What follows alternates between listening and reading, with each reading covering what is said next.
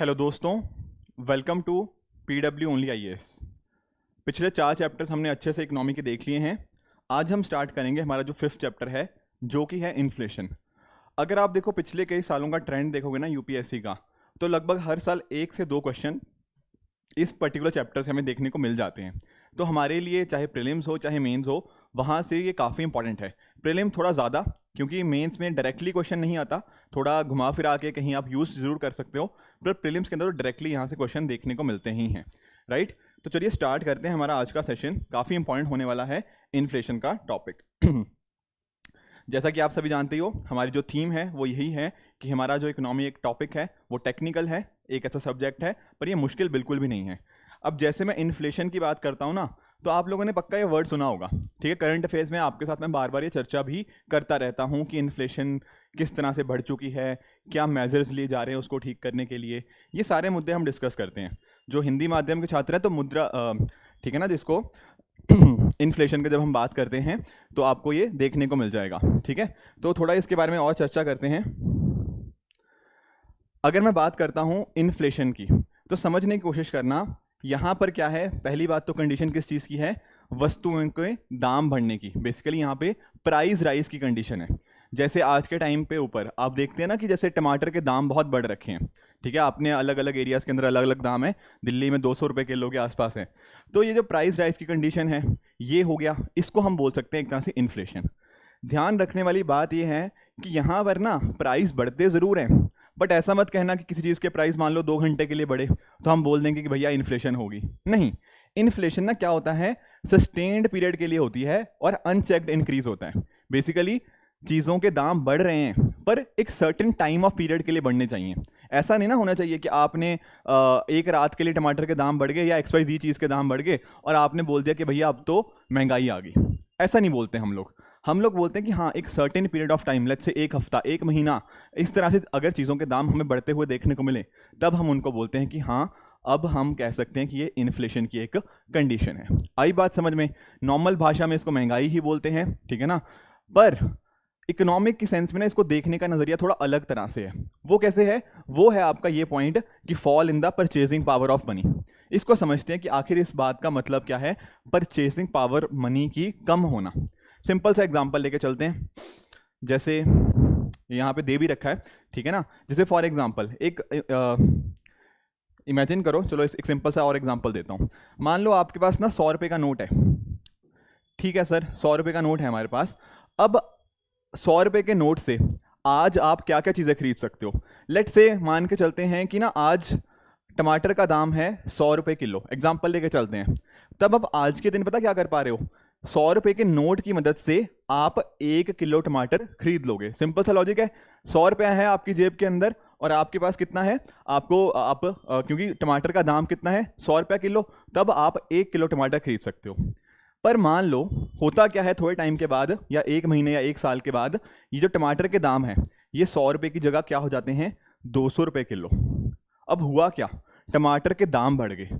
आपके पास कितने पैसे हैं, आपके पास तो 100 रुपये का नोट ही है ना सर, वही 100 रुपये का नोट है। अब मुझे बताओ, वो 100 रुपये के नोट की मदद से आप कितने किलो टमाटर खरीद पाओगे। सिंपल सी मैथ है, टमाटर का दाम है 200 रुपये किलो, तो भैया आधा किलो टमाटर आएंगे, क्योंकि आपके पास तो 100 रुपये का नोट है। तो यहाँ पर इमेजिन करो, 1 साल पहले आप क्या कर पा रहे थे। 1 साल पहले आप 100 रुपये के नोट की मदद से 1 किलो टमाटर खरीद पा रहे थे, बिल्कुल ठीक बात है। आज कितना खरीद पा रहे हो, आप खरीद पा रहे हो आधा किलो। तो क्या आपको नहीं लगता कि जो 100 रुपये की नोट की परचेजिंग पावर मतलब उसकी खरीदने की क्षमता, उसको आप यूज करके क्या खरीद सकते हो, उसकी क्षमता कम हो गई। पहले आप 1 किलो खरीद पा रहे थे, अब आप आधा किलो खरीद पा रहे हो। तो इस तरह से हम ये भी कह सकते हैं ना कि इन्फ्लेशन का मतलब और कुछ नहीं बल्कि purchasing power of the money की परचेजिंग पावर में कमी आना, इसी को इन्फ्लेशन बोल देते हैं। Getting the point. तो कोई आपसे बोले ना कि हाँ इन्फ्लेशन का मतलब प्राइस लेवल बढ़ना है, बिल्कुल ठीक बात है। कोई आपको बोले कि इन्फ्लेशन का मतलब मनी की परचेजिंग पावर कम होना है, तो ये भी बिल्कुल सही बात है। आपको मैंने एग्जाम्पल से समझा भी दिया कि इसका मतलब क्या होता है। अब चलो ये बात भी समझ आ गई कि मीनिंग दोनों समझ आ गया कि कैसे इन्फ्लेशन है, पर आपको ये बात भी तो समझनी है कि इन्फ्लेशन बढ़ती क्यों है, इन्फ्लेशन महंगाई हो क्यों रही है, क्या कारण है। कोई भी चीज़ सोच लो, जैसे आप टमाटर का ही केस ले लो। आप लोग, मैं टमाटर का एग्जांपल इसलिए दे रहा हूँ क्योंकि आप ना इसको बहुत आराम से रिलेट कर पाओगे क्योंकि आजकल वो चीज़ चल भी रही है। टमाटर का केस देखते हैं, क्या लगता है क्यों है टमाटर के दाम इतने ज़्यादा आजकल? सोचो एक बार। दो कारण हो सकते हैं मेजरली। एक हो सकता है डिमांड की वजह से, एक होता है आपकी सप्लाई की वजह से। एग्जाम्पल लेके चलता हूँ, जैसे मान लो हम सप्लाई की ही बात कर लेते हैं। अब आपको पिछले दिनों के अंदर देखने को मिला होगा कि ना टमाटर के अंदर ना कुछ वायरस आए थे, ठीक है ना? आपने उन वायरस का नाम भी देखा होगा। अगर टमाटर के ऊपर कीड़ा लग जाए, कोई वायरस लग जाए, तो क्या होगा? टमाटर मान लो मार्केट में पहले हज़ारों किलो थे, अब क्योंकि टमाटर सड़ गए, गल गए, या फिर उनके ऊपर कोई कीड़ा लग गया, तो उनकी सप्लाई कम हो जाएगी मार्केट के अंदर, बिल्कुल कम हो जाएगी। पर आप खुद देखो, खरीदने वाले अभी भी बहुत सारे हैं पर मार्केट में सप्लाई कम है। तो जब भी सप्लाई कम होती है किसी चीज़ की, तो चीज़ों के दाम तो बढ़ेंगे ही बढ़ेंगे ना, है कि नहीं? मान लो कि अगर ना जैसे कोई भी एग्जांपल लो, आप कोविड-19 पैंडेमिक याद करो, सेकंड जो वेव हुई थी उसको याद करो, मैंने पहले भी एग्जांपल दिया था। उस टाइम के ऊपर आप नोटिस करना, कोई भी जो दवाइयाँ होती थी ना उस टाइम के ऊपर, उन दवाइयों के दाम बहुत ज़्यादा बढ़ गए थे। ऑक्सीजन सिलेंडर हो गया और जो आपके चीज़ें होती थी उनके दाम बहुत ज़्यादा बढ़ गए थे। क्यों बढ़े थे? क्योंकि आप नोटिस करो, उस टाइम लोगों की डिमांड बहुत ज़्यादा थी, बहुत ज़्यादा लोगों को ये सारी चीज़ चाहिए थी, ऑक्सीजन सिलेंडर हो गया, बाकी सारी चीज़ें, पर सप्लाई लिमिटेड थी इन चीज़ों की। तो जब भी डिमांड और सप्लाई के बीच क्या होगा? मिसमैच होगा। डिमांड एंड सप्लाई के बीच में जब भी मिसमैच होगा उस टाइम पर ये कंडीशंस हमें देखने को मिल जाती हैं। जब भी मान लो आपकी जेब में पैसे मान लो बहुत सारे आ गए, आप मान लो आज आपकी सैलरी थी 10,000 रुपये, कल आपकी सैलरी हो जाए 1,00,000 रुपये, तब आप क्या करोगे? आप चाहोगे ना यार मैं ये भी चीज़ खरीद लूँ, मैं वो भी चीज़ खरीद लूँ, मैं ये भी चीज़ खरीद लूँ। और मान लो इस तरह से बहुत सारे लोगों की सैलरी बढ़ जाए, तो क्या होगा? आपकी डिमांड बहुत ज़्यादा बढ़ गई, पर मार्केट में भैया सप्लाई तो उतनी ही है, टमाटर तो उतने ही है, लोगों की डिमांड बहुत ज़्यादा है, तो अकॉर्डिंगली चीज़ों के दाम तो बढ़ने ही बढ़ने हैं। तो इस तरह से ना जो महंगाई होती है या जो इन्फ्लेशन होती है, वो या तो डिमांड बढ़ने की वजह से या फिर एक तरह से कह लो आपकी जो सप्लाई में कटौती आने की वजह से हो सकती है। और भी डिफरेंट डिफरेंट कारण होते हैं, उनको भी हम समझ लेंगे, पर अभी एक हमने बेसिक ओवरव्यू ले लिया कि आखिर इन्फ्लेशन होती क्या है, उसका मीनिंग क्या होता है, क्या उसके पीछे के कारण होते हैं, एंड साथ ही साथ किस तरह से वो चीज़ देखने को मिलती है। एक एग्जांपल देखो, जैसे फॉर एग्जांपल ना यूएस की मैं बात कर रहा हूँ यहाँ पे। देखो 1970 के अंदर अगर हम बात करें ना यूएस में, तो यूएस में जो कॉफ़ी आती थी वो 25 पैसा की आती थी, ऐसा पैसा मान लो, ठीक है, $0.25 की आती थी। फिर 1980 में वही सेम कॉफ़ी के लिए आपको 45 पैसे चाहिए थे। अब आज के टाइम के ऊपर अगर 2022-23 की बात करते हैं तो $1.85 चाहिए। तो आप नोटिस कर रहे हो कि भैया है तो वही सेम चीज़, कॉफ़ी का कप ही है, पर कॉफ़ी का कप पहले 25 पैसे में आ जाता था, अब 1.85 रुपीज़ में आता है। एग्जाम्पल बता रहा हूँ, नंबर्स को छोड़ो, पर आप नोटिस कर रहे हो इस तरह से होता क्या है ना, महंगाई इस तरह से आपके कॉफ़ी कप के प्राइस को इम्पैक्ट करती है। This is inflation. अब ये नोटिस करो, पहले 25 पैसे की मदद से आप एक कॉफ़ी का कप खरीद पा रहे थे, आज के टाइम पर नहीं खरीद पाओगे। ये क्या दिखा रहा है? ये दिखा रहा है कि जो मनी की परचेजिंग पावर होती है वो कम हो चुकी है। क्लियर हुआ मीनिंग? ठीक है। अब सर इन्फ्लेशन तो चलो समझ आ गया कि इन्फ्लेशन का आखिर अर्थ क्या है। कुछ और भी टर्म्स हैं जो हमें यहाँ पे समझनी है। जैसे उनमें एक टर्म होती है डीफ्लेशन। डीफ्लेशन ना इन्फ्लेशन का बिल्कुल पोलर अपोजिट है, बिल्कुल उल्टे चीज़ें हैं। अब इन्फ्लेशन में क्या हो रहा था? इन्फ्लेशन में हो रही थी महंगाई, चीज़ों के दाम बढ़ रहे थे, टमाटर 100 रुपये किलो से 200 रुपये किलो हो रहे थे। This is inflation. तो डीफ्लेशन क्या होगा? डीफ्लेशन में चीज़ों के दाम घटेंगे भैया, समझ रहे हो बात? अगर इन्फ्लेशन नेगेटिव में आ जाएगी, इन्फ्लेशन का मतलब क्या था? महंगाई बढ़ना। इन्फ्लेशन नेगेटिव में आ जाएगी तो इसका मतलब क्या होगा? इसका मतलब होगा कि हमें डीफ्लेशन देखने को मिलती है। अगर मान लो टमाटर पहले थे 100 रुपये किलो, अब ये घटते जा रहे हैं, मान लो 80 रुपये किलो हो गया, फिर 50 रुपये किलो हो गया, इस तरह से अगर हमें कहीं देखने को मिलेगा कि चीज़ों के दाम घट रहे हैं, तो इसका मतलब होता है डीफ्लेशन। तो सिंपल सा ग्राफ है, अगर आप किसी भी चीज़ का जो प्राइस होता है वो नीचे जाता देखने को मिले तो डीफ्लेशन उसको बोल देते हैं। इसको ऐसा भी बोल सकते हो, इन्फ्लेशन फॉल्स बिलो 0%। अब एक मिनट सोचो और मुझे ये बताओ कि डीफ्लेशन के अंदर आपकी परचेजिंग पावर ऑफ मनी ये बढ़ेगी या कम होएगी?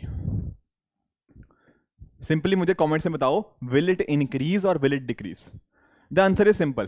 देखो नोटिस करो, आपके पास इमेजिन करो, नोट कितने का है भैया? नोट है मेरे पास 100 रुपये का, सही बात है। अब पहले क्या हो रहा था? पहले मान लो अगर 1 किलो टमाटर आ रहे थे 100 रुपये के, तब यहां पर मैं कितने टमाटर खरीद पा रहा था? आपके 1 kg टमाटर यहां पे खरीद पा रहा था। पर फ्यूचर में लेट से क्या होता है, इसके दाम घट जाते हैं, क्योंकि मैंने क्या बताया, ये डीफ्लेशन सिचुएशन है। डीफ्लेशन में चीज़ों के दाम कम होंगे। तो मान लो इसका दाम हो जाता है 50 रुपये किलो। अब आप इसी 100 रुपये की नोट की मदद से कितना खरीद पाओगे? आप खरीद पाओगे 2 किलो टमाटर। तो यहाँ पर पता क्या हुआ है, परचेजिंग पावर ऑफ मनी ये बढ़ गई है, ये इंक्रीज हो गई है। पहले 1 kg खरीद पा रहे थे, अब 2 kg खरीद पा रहे हो। तो डीफ्लेशन के अंदर क्या होता है, purchasing power of money increases. तो ये बातें ध्यान में रखनी है। इन्फ्लेशन और डिफ्लेशन बिल्कुल अपोजिट होते हैं। जो चीज़ इन्फ्लेशन में ठीक है उसका बिल्कुल उल्टा आपको डिफ्लेशन में देखने को मिलेगा। इन्फ्लेशन के अंदर क्या होता है, परचेजिंग पावर मनी की कम होती है। डिफ्लेशन के अंदर क्या होता है, परचेजिंग पावर ऑफ मनी बढ़ जाती है। आगे चलते हैं, एक और टर्म हमें समझना है, दैट इज डिसइन्फ्लेशन। देखो मैं 2 मिनट का ना आपसे चाहता हूं कि आप लोग ना थोड़ा अटेंटिव वे में सुने, क्योंकि होता पता क्या है, इस कॉन्सेप्ट के ऊपर ना बहुत सारे बच्चे कंफ्यूज हो जाते हैं। किसे डिसइन्फ्लेशन, डीफ्लेशन, बड़े ही कंफ्यूज रहते हैं। तो 2 मिनट अच्छे से समझ लो, कभी लाइफ में कंफ्यूजन नहीं होगी। एग्जाम्पल लेके चलते हैं। मान लीजिए पहले वस्तु का दाम था लेट से 100 रुपये, ठीक है। ये हो जाती है कोई भी चीज़, मान लो टमाटर की बात कर रहे हो, नेक्स्ट टाइम मान लो 1 महीना या 1 साल बाद वॉट एवर, इसका दाम हो जाता है लेट से 150 रुपये, ठीक है। फिर उसके बाद इसका लेट से दाम हो जाता है 160 रुपये, ठीक है। फिर मान लीजिए उसका बाद उसका दाम हो जाता है 120 रुपये। एग्जाम्पल मान के चल रहे हैं, आज था दाम 100 रुपये, 1 साल बाद 150, 2 साल बाद 160, 3 साल बाद 120, इस तरह से इसका दाम हुआ है। अब यहाँ पर आप मुझे बताओ सर 100 से 150 हुआ, क्या है ये इन्फ्लेशन है। बिल्कुल सही बात है। 150 से 160 हुआ, ये भी इन्फ्लेशन है, चीज़ों के दाम बढ़ रहे हैं। 160 से 120 ये है डिफ्लेशन, चीज़ों के दाम घट रहे हैं। इन्फ्लेशन डिफ्लेशन तो क्लियर है, बिल्कुल ठीक है। सर डिसइन्फ्लेशन क्या है ये बताओ। यहाँ पे समझने की कोशिश करना, परसेंटेज ना आप लोगों ने पढ़ा होगा, सीसेट के कोर्स में पढ़ाऊंगा भी। यहाँ पर आप नोटिस करो, जब कोई चीज़ का दाम 100 से 150 रुपया हो रहा है, तो यहाँ पर क्या हो रहा है, 50% का इंक्रीज है कि नहीं। यहां पे नोटिस करो, कोई वस्तु 100 से सीधा 150 होगी, काफी तेजी से दाम बढ़े हैं, ये 50% होगा। इसको आप कैलकुलेट कीजिएगा, final minus initial by initial into 100, तो नंबर आएगा 50%। यहां पे चीजों का दाम बड़ी ही तेजी से बढ़ा है, ठीक है। अब यहां से यहां बताओ 150 से 160, अब हुआ पता क्या है, चीजों के दाम यहां पर भी बढ़े हैं, पर बढ़ने की रफ्तार बड़ी धीमी हो गई है। समझने की कोशिश करो, चीजों के दाम बढ़ रहे हैं पर बढ़ने की जो रफ्तार है वो कम है। यहां पर जैसे इसको आप कैलकुलेट करोगे ना, ये लगभग आएगा 6.66%। कैसे किया सर कैलकुलेट, 160 माइनस 150 बेसिकली आपका होता है final minus initial by initial into 100, यही तो परसेंटेज चेंज होता है। तो वही चीज करिए, 160 माइनस 150 डिवाइड बाय 150 इंटू 100, ये आप देखोगे ये आएगा लगभग 6% के आसपास। अब इन दो नंबर्स को कंपेयर करो, सर कौन से दो नंबर्स, यहां पर क्या थी, महंगाई बढ़ने की रफ्तार थी 50%, ठीक है। यहां पर महंगाई बढ़ने की रफ्तार क्या है, 6.66%। तो हुआ पता क्या है, जो महंगाई बढ़ने की रफ्तार थी वो कम हो गई है। ध्यान रखना, महंगाई हो रही है, चीजों के दाम बढ़ रहे हैं यहां पर भी, पर बढ़ने की जो रफ्तार है ना उसमें कमी देखने को मिली है। तो दिस इज डिसइन्फ्लेशन। तो डिसइन्फ्लेशन के अंदर बस यही होता है कि चीजों के दाम बढ़ते जरूर हैं पर उनके बढ़ने की रफ्तार में कमी आ जाती है। पहले 100 से 150 हुए, बड़ी तेजी से बढ़ रहे थे, पर अब बढ़ने की रफ्तार जो 150 से 160 हुआ है, ये रफ्तार में कमी आ गई है। पहले 50% से बढ़ रहे थे, अब थोड़ा कम रफ्तार से बढ़ रहे हैं, ठीक है ना। तो ये देखो एक ग्राफ, इसको समझने की कोशिश करना, ठीक है। ये देखो, ये है आपकी 0% की लाइन, ये वाली जो लाइन मैंने ड्रॉ करी है ये 0% की लाइन है। जब इसके ऊपर रहेंगे ना, इसका मतलब है चीज़ों के दाम बढ़ रहे हैं। जैसे मान लो ये 1% 2% से बढ़ रहे हैं, तो ये क्या दिखा रहा है, ये दिखा रहा है इन्फ्लेशन, महंगाई हो रही है। अब अगर मान लो ये वाला कर्व है, यहां पर क्या दिखा रहा है, यहां पर ना बढ़ने की रफ्तार कम हुई है अभी भी 0% से ऊपर ही। 0% से ऊपर से मतलब कि चीज़ों के दाम अभी भी बढ़ रहे हैं पर रफ्तार कम हो गई है। पहले ऊपर को जा रही थी ये रफ्तार, अब थोड़ी धीरे धीरे से बढ़ रही है। और जैसे ये नंबर 0% से नीचे आएगा, ये क्या कह रहा है, ये कह रहा है कि वस्तुओं के दाम घट रहे हैं अब। तो तीनों के बीच का होप फर्क समझ आ गया होगा। एक बार जस्ट रिवाइज करवा दूं, इन्फ्लेशन का मतलब चीजों के दाम बढ़ना, डीफ्लेशन का मतलब चीजों के दाम कम होना, डिसइन्फ्लेशन का मतलब चीजों के दाम बढ़ जरूर रहे हैं पर बढ़ने की जो रफ्तार है उसमें एक कमी देखने को मिली है। Is it okay? तो ये तीनों फर्क आपको पता होने चाहिए, बेसिक टर्मिनोलॉजीज हैं। तो इन्फ्लेशन हमने सर समझ लिया, हमने डिफ्लेशन समझ लिया, हमने डिसइन्फ्लेशन समझ लिया। एक बीच में वर्ड आ गया हमारा स्टैगफ्लेशन। सर इसका क्या मतलब है स्टैगफ्लेशन का? ठीक है, मैं समझा देता हूँ आपको स्टैगफ्लेशन क्या होता है। देखो स्टैगफ्लेशन में ना दरअसल में दो शब्द है। एक वर्ड है आपका क्या, एक वर्ड है आपका स्टैग्नेशन और एक वर्ड है आपका इन्फ्लेशन। अब इन्फ्लेशन तो जानते हैं कि सर महंगाई हो रही है, ये बात हमें पता है। यहां पर इसका मतलब क्या है स्टैग्नेशन का? मैं कभी आपने सुना स्टैग्नेंट, जैसे कई बार बोलते हैं हम स्टैग्नेंट वाटर, पानी रुका हुआ है, इस तरह की बातें बोलते हैं स्टैग्नेंट, खड़ा हुआ पानी। तो अगर ना ऐसी सिचुएशन हो जहां पर महंगाई हो plus at the same time आपकी जो इकोनॉमिक ग्रोथ है, बेसिकली मैं जीडीपी की बात कर रहा हूं, अगर आपकी जीडीपी या तो रुक गई है या नेगेटिव में जा रही है, मतलब जीडीपी की जो रफ्तार है, मतलब जीडीपी का बढ़ने की जो रेट है वो नेगेटिव में जा रही है, तब उसको बोलते हैं हम कि स्टैग्नेंट है। इस सिचुएशन को बोला जाता है क्या, स्टैग्नेशन। ऐसे टाइम के ऊपर होता पता क्या है, आपकी जो बेरोजगारी है वो बहुत ज़्यादा बढ़ जाती है, अनएम्प्लॉयमेंट रेट आपकी इंक्रीज हो जाती है। सर एग्जाम्पल दीजिए, बिल्कुल देंगे एग्जाम्पल। आप कोविड-19 का टाइम याद कर लो, फर्स्ट वेव के टाइम के आसपास की। उस टाइम के ऊपर क्या था, क्या जैसे ही आपने लॉकडाउन खुलता हुआ देखने को मिला, तब आपने नोटिस किया एक बात, क्या नोटिस करी थी, उस टाइम पर वस्तुओं के दाम बहुत ज़्यादा थे। आपके तेल के दाम हो गया, आपकी कुछ सब्जियों के दाम भी काफ़ी बढ़े हुए थे। तो उस टाइम पे सर इन्फ्लेशन तो थी, ये बात तो सही है। और ऊपर से अगर आपने नोटिस किया हो, मैंने याद करो, मैंने इकोनॉमिक जब ग्रोथ में वगैरह पढ़ाया था या जीडीपी पढ़ाई थी, मैंने तब डिस्कस किया था कि कोविड-19 पैंडेमिक वाले टाइम्स के ऊपर हमारी जीडीपी अचानक से नीचे आ गई थी। याद करो, वी शेप्ड रिकवरी पढ़ा था उस टाइम के ऊपर, मैंने कराया था आपको। तो उस टाइम सर इकोनॉमिक स्टैग्नेशन भी था, बिल्कुल सही बात है। और साथ ही साथ उस टाइम पे बेरोजगारी दर भी बहुत थी। अब जब ऐसी सिचुएशन होती है, जब ये सारी कंडीशन होती हैं कि हाँ जी भैया स्टैग्नेशन होती है और साथ ही साथ आपकी जो इन्फ्लेशन होती है प्लस आपकी अनएम्प्लॉयमेंट रेट भी ज़्यादा होती है, ऐसी सिचुएशन को क्या बोलते हैं हम, स्टैगफ्लेशन। ठीक है, तो ये बात आपको बिल्कुल भी नहीं भूलनी है कि आखिर स्टैगफ्लेशन का मीनिंग क्या होता है। Is it okay?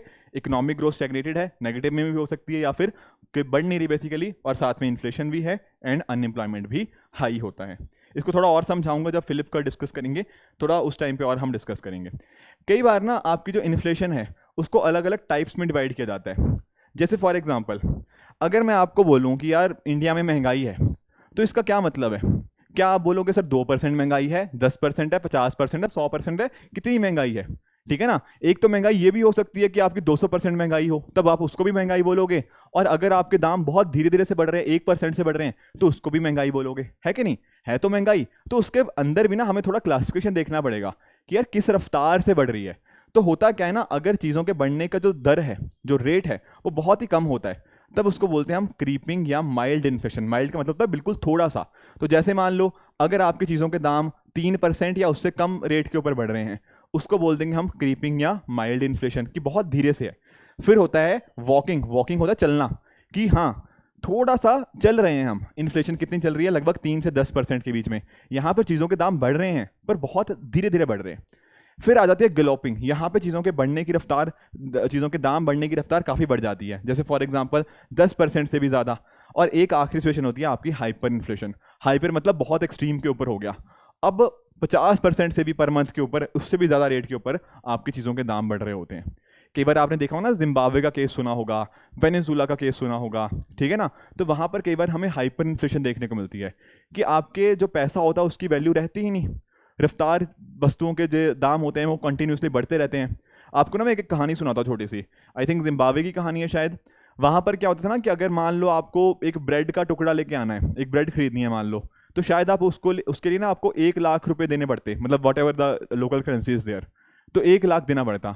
तो होता पता क्या है, जब हाइपर इन्फ्लेशन जैसी सिचुएशन आती है, वहाँ पर आपकी जो भी पैसा होता है उसकी वैल्यू लगभग खत्म हो जाती है। चीज़ों के दाम बढ़ते रहते हैं, बहुत तेज़ी से बढ़ते हैं, तो दैट इज़ हाइपर इन्फ्लेशन। तो इनका ना बस मीनिंग पता होना चाहिए कि क्रीपिंग इन्फ्लेशन का मतलब क्या है, वॉकिंग का क्या है, गैलोपिंग का क्या है, और हाइपर इन्फ्लेशन बेसिकली किस तरह से, कितनी तेज़ी से उनकी रफ्तार बढ़ रही है, इसको ये डिनोट करता है। एक ना हाइपर इन्फ्लेशन के साथ ही ये पर्टिकुलर इन्फोग्राफिक है, आपकी स्लाइड्स में आपको मिल जाएगा। मीनिंग समझना इसको कि कैसे होती कैसे है हाइपर इन्फ्लेशन, समझने की कोशिश करो। हुआ क्या है कि चीज़ों के दाम बढ़ रहे हैं। मान लो टमाटर था, टमाटर का लेट्स से दाम था 100 रुपये, 100 से कल को हो गया 200, परसों हो गया 400, उसके अगले दिन हो गया 800। इस तरह से दाम बढ़ रहे हैं, बहुत तेज़ी से आगे दाम बढ़ रहे हैं। अब ऐसे टाइम के ऊपर ना कई बार सरकार पता क्या करती है, सरकारों को कई बार लगता है यार इतने महंगे टमाटर हो गए तो क्या करें। सरकार अगर ये सोचने लगे ना कि यार हम पता क्या करते हैं, बहुत सारे पैसे प्रिंट कर लेते हैं और ये प्रिंट हुआ पैसा हम क्या करते हैं, लोगों को बांट देते हैं। क्योंकि आप नोटिस करो ना, अगर मेरी जेब से मेरे पास इतने पैसे ही नहीं है कि भैया मैं 800 रुपये का टमाटर खरीद पाऊँ, मेरे पास नहीं है पैसे, तो सरकार को लगेगा एक काम करते हैं, हम पैसा बहुत सारा प्रिंट कर लेते हैं और सबकी जेबों भर देते हैं। सब लोगों की जेब भर जाएगी तो पता क्या होगा, ये 800 रुपये के टमाटर खरीद पाएंगे। इस चक्कर में पता क्या करती है सरकार और पैसा प्रिंट करने लग जाती है। फिर होने की पता क्या लग जाता है, मेरे पास भी पैसा, आपके पास भी पैसा, हम सबके पास पैसा। पर टमाटर तो भैया उतने ही है ना, टमाटर की सप्लाई तो उतनी ही है, तो शायद जो टमाटर 800 रुपये के थे ये अब बिकने लग जाएंगे 1600 के, वो 2000 के। इस तरह से ना रेट बढ़ता रहता है। तो कई बार अगर किसी के दिमाग में आता है ना कि यार हम ऐसा क्यों नहीं कर लेते कि गरीबी खत्म करनी है तो सरकार एक दिन बहुत सारा पैसा प्रिंट करे और सब लोगों को बांट दे। सोचा होगा ना आप लोगों ने भी शायद कभी कि इतने सारे लोग इंडिया में गरीब हैं, हम ऐसा क्यों नहीं करते कि एक दिन बहुत सारा पैसा बांट दो, सबके अंदर करोड़ रुपया बांट दो, बात ही खत्म, गरीबी खत्म हो जाएगी। पर ऐसा नहीं होता। ऐसा पता क्यों है, रीजन बीइंग कि अगर सबकी जेबों में करोड़ों रुपया हो जाएगा ना तो करोड़ रुपए की वर्थ ही खत्म हो जाएगी। समझ पा रहे हो, फिर आपके टमाटर भी करोड़ों रुपए में बिकेंगे। गेटिंग द पॉइंट, क्योंकि टमाटर की सप्लाई तो आप खुद सोचो ना, टमाटर की सप्लाई उतनी ही है, आज जितना भी टमाटर है मार्केट के अंदर वो तो उतने ही है। अगर कल को सबके पास पैसा होगा पर टमाटर तो उतने ही है, तो खरीदने वाले बहुत सारे लोग हैं, वो उनके पास पैसा भी है देने का, पर टमाटर तो उतने ही है। तो टमाटर वाला पता क्या बोलेगा कि नहीं, अब आप 1 लाख रुपए किलो का टमाटर लो। आई बात समझ में? तो उससे ना पैसा इस तरह से फ्री में बांट देने से कुछ नहीं होता है। तो इसलिए क्या होता है कि हाइपर इन्फ्लेशन जैसी सिचुएशन आ जाती है जब सरकारें इस तरह से ना नया पैसा क्रिएट करती है और मार्केट में डाल देती हैं। क्योंकि एक्चुअल मैंने क्या बताया था, खेल सारा डिमांड एंड सप्लाई का ही है, कहीं ना कहीं वहीं से होता है। और अगर आप नया पैसा जनरेट करोगे, उसको मार्केट में डालोगे, कहीं ना कहीं उससे महंगाई बढ़ेगी ही बढ़ेगी। क्यों बढ़ेगी? क्योंकि सबकी जेबें फुल हो जाएंगी, जेब फुल हो जाएगी तो आप लोगों की डिमांड बढ़ेगी, और जब डिमांड बढ़ेगी, जिस चीज़ की डिमांड होती है उस चीज़ के दाम तो अपने आप बढ़ ही जाते हैं। तो वही सेम चीज़ यहाँ पे भी हमें देखने को मिल जाती है। तो ये चीज़ आई होप आप समझ पाए होंगे। अब देखो, थोड़ा सा ये भी टेक्निकल कॉन्सेप्ट है, इन्फ्लेशन और रियल इंटरेस्ट रेट। तो फिर से एक बार मैं चाहता हूँ कि थोड़ा सा आप ध्यान लगा के इसको समझने की कोशिश करना, ठीक है?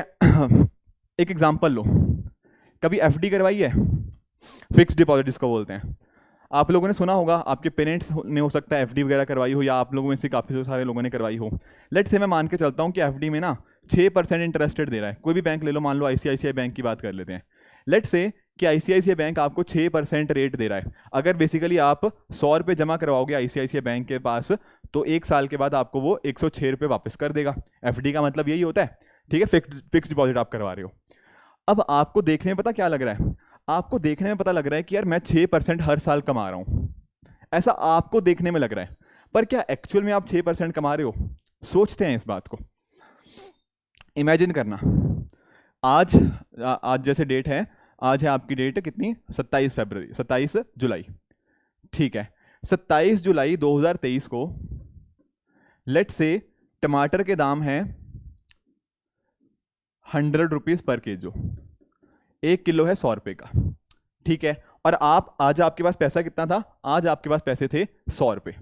तो क्या मैं ये कह सकता हूं कि आज के दिन 27 जुलाई 2023 को आप एक्चुअल में पैसा कितना आपके पास, आप कितने टमाटर खरीद सकते थे? आप खरीद सकते थे 1 किलो टमाटर, ठीक है? पर मैंने पता क्या किया, मैंने ये पैसा डाल दिया एफडी के अंदर। अब 1 साल बाद यानी कि 27 जुलाई 2024 को मेरे पास पैसा कितना होगा? मेरे पास सर अब पैसा होगा 106 रुपये। क्यों सर 106 रुपये होंगे? क्योंकि 100 रुपये मैंने एफडी में डाले थे, एफडी ने मुझे कितना दिया? 6% इंटरेस्ट रेट दिया, और मेरे पास आज हो गए 106, मतलब 1 साल के बाद। अब आप लोग सोच रहे होंगे सर मैंने 100 डाले थे तो 6 रुपये मैंने कमा लिए, तो 6% मेरी इंटरेस्ट रेट हुई। पर थोड़ा सा आप यहाँ पे गड़बड़ कर रहे हो। क्या गड़बड़ कर रहे हो? देखो, ये जो दाम टमाटर के 1 साल पहले 100 रुपये के थे, हो सकता है आज ये दाम हो जाए 1 साल बाद 150 रुपये किलो।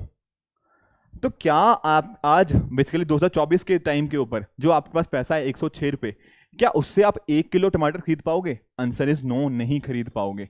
तो यहां पर नोटिस किया, आपको पैसा ना एक्चुअल में लॉस हुआ है पैसे का। वो कैसे? 23 वाले से 2023 के अंदर आप क्या कर पा रहे थे, आपके पास जितना पैसा था उसके थ्रू आप 1 किलो टमाटर खरीद पा रहे थे। पर 2024 में आपके पास पैसा भले ही बढ़ गया हो, 106 रुपये हो गए हो, बट साथ ही साथ चीज़ों की महंगाई भी तो बढ़ गई है।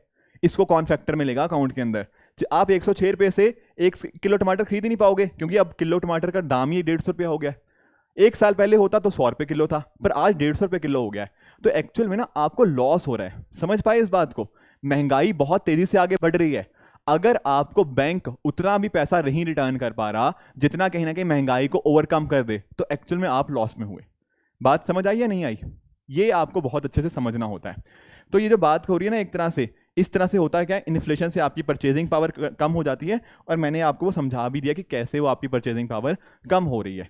अब ध्यान में क्या रखना है, ये होती है नॉमिनल इंटरेस्ट रेट। मैंने बताया था ना, जैसे 6% है मान लो, ये नॉमिनल इंटरेस्ट रेट हुई, उसमें से ना आपको इन्फ्लेशन माइनस करनी पड़ेगी, क्योंकि इफेक्टिवली तो आपको उतना फायदा हुआ ना, क्योंकि इन्फ्लेशन की वजह से चीज़ों का जो मनी की परचेजिंग पावर थी वो तो कम हो गई।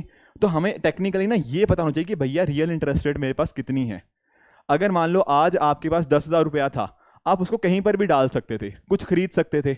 मान लो उसका आप लैपटॉप खरीद सकते थे, आप उसका टीवी खरीद सकते थे। 1 साल के बाद मान लो उसको आपने एफडी में डाल दिया, कहीं पर भी डाल दिया, आपको कुछ पैसा रिटर्न में मिलेगा, मान लो 11,000 मिलता है। क्या 11,000 से आप आज के दिन के ऊपर सेम लैपटॉप खरीद पाओगे? शायद नहीं खरीद पाओगे। क्यों? क्योंकि लैपटॉप का दाम बढ़ गया है, पर आपका पैसा उस रेट के ऊपर ग्रो नहीं हुआ जिस रेट के ऊपर महंगाई ग्रो हो गई है। तो इस वजह से इन्फ्लेशन के अंदर ना आपको लॉस होता है। तो ध्यान रखना, रियल इंटरेस्ट रेट क्या हो जाती है आपकी? Nominal interest rate minus the inflation. तो हमारे लिए वो इंपॉर्टेंट है कि आखिर में मुझे पैसा कितना, मुझे इन दी मतलब परचेजिंग पावर की टर्म्स में मुझे कितना पैसा मिलेगा। ठीक है, पैसा मिल जाएगा आपको 106 रुपये, आपकी जेब में आ जाएगा 106 रुपये, पर कितना एक्चुअल में फ़ायदा होगा वो आपको रियल इंटरेस्ट रेट बताएगा। ठीक है, अब इसके साथ ही ना एक और कॉन्सेप्ट है, कौन लूज करता है इन्फ्लेशन के अंदर, कौन गेन करता है। इसको थोड़ा समझते हैं, इस बात को भी, ये भी थोड़ा आपके लिए ना काफ़ी इंपॉर्टेंट हो जाएगा। ठीक है, ये भी थोड़ा ना इंपॉर्टेंट है, यूपीएससी ऑलरेडी इससे ऊपर क्वेश्चन पूछ चुकी है, तो थोड़ा इसको समझना हमारे लिए इंपॉर्टेंट है। समझते हैं। मान लो एक कोई पर्सन है यहाँ पे वैभव, और एक इधर पर्सन है अंकित। ठीक है, अब वैभव के पास पता क्या था, मान लो वैभव के पास थे 100 रुपये। ठीक है, और अंकित को पैसों की ज़रूरत थी, तो वैभव ने ना अंकित को कुछ पैसे दे दिए। तो वैभव को मैं क्या बोलूँगा? क्रेडिटर। क्रेडिटर क्यों बोलूँगा? क्योंकि वैभव ने उसको पैसे दिए हैं। और अंकित कौन हुआ? अंकित हुआ आपका डेटर। अंकित को पैसों की ज़रूरत थी, तो वैभव हुआ क्रेडिटर क्योंकि अंकित ने पैसा इसको लोन पे दिया है, और अंकित हुआ आपका डेटर क्योंकि अंकित ने पैसा लिया है। ठीक है ना, तो वैभव ने क्या किया? इसको 100 रुपया दे दिया। ठीक है, अब अंकित से क्या एक्सपेक्ट करेगा वैभव? वैभव एक्सपेक्ट करेगा कि भैया 1 साल के बाद तू मुझे इस 100 की बजाय 130 रुपये वापस करेगा। ठीक है, ये इनकी डील हुई। आज के दिन वैभव ने क्या किया? अंकित को दिए 100 रुपये, और अंकित क्या करेगा? 1 साल के बाद 130 रुपये इसको ब्याज के तौर के ऊपर, मतलब 30 रुपये एक्स्ट्रा ब्याज के तौर के ऊपर 130 टोटल वापस कर देगा। ये थी आम जिंदगी। ठीक है ना, इसमें कोई महंगाई का हमने कॉन्सेप्ट नहीं इंक्लूड किया, पर अब हमें करना पड़ेगा। ठीक है, मान लो इस बीच में हो जाती है क्या? महंगाई हो जाती है, तो पता क्या होगा? तो हमें देखना पड़ेगा कि महंगाई का नेगेटिव इम्पैक्ट और पॉजिटिव इम्पैक्ट किसके ऊपर आएगा, समझने की कोशिश करना। सेम वही एग्जांपल, लेट्स से एक मोबाइल का केस लेते हैं। मान लो ये मोबाइल है, ये मोबाइल आज के दिन के ऊपर मान लो आता है 50 रुपये का, एग्जाम्पल है। ठीक है, ये मोबाइल 50 रुपये का आता है। ठीक है, तो मुझे बताओ, जब वैभव ने अंकित को पैसा दिया, तब उस दिन वैभव कितने मोबाइल खरीद सकता था इस पैसे की मदद से?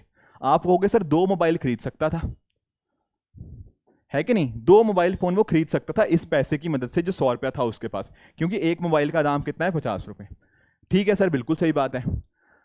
1 साल के बाद अंकित इसको वापस कितना करेगा? 130। तो मान लेते हैं 1 साल के बाद ना वैभव के पास पैसे आएंगे 130 रुपये।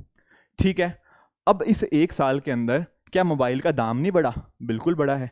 हो सकता है मोबाइल का दाम अब 100 रुपया हो गया हो, है कि नहीं? तो आज के दिन बताओ, 1 साल के बाद, बेसिकली 1 साल के बाद क्या वैभव कितने मोबाइल फ़ोन खरीद पाएगा? आप बोलोगे सर 1.3 मोबाइल फ़ोन्स। तो यहाँ पर आप नोटिस करो, पहले 1 साल पहले मोबाइल फ़ोन कितने खरीद पाता वैभव? 100 रुपये की मदद से 2 मोबाइल फ़ोन। अब 1 साल के बाद भले ही उसके पास 130 रुपये होंगे, पर वो कितने मोबाइल फ़ोन खरीद पाएगा? 1.3।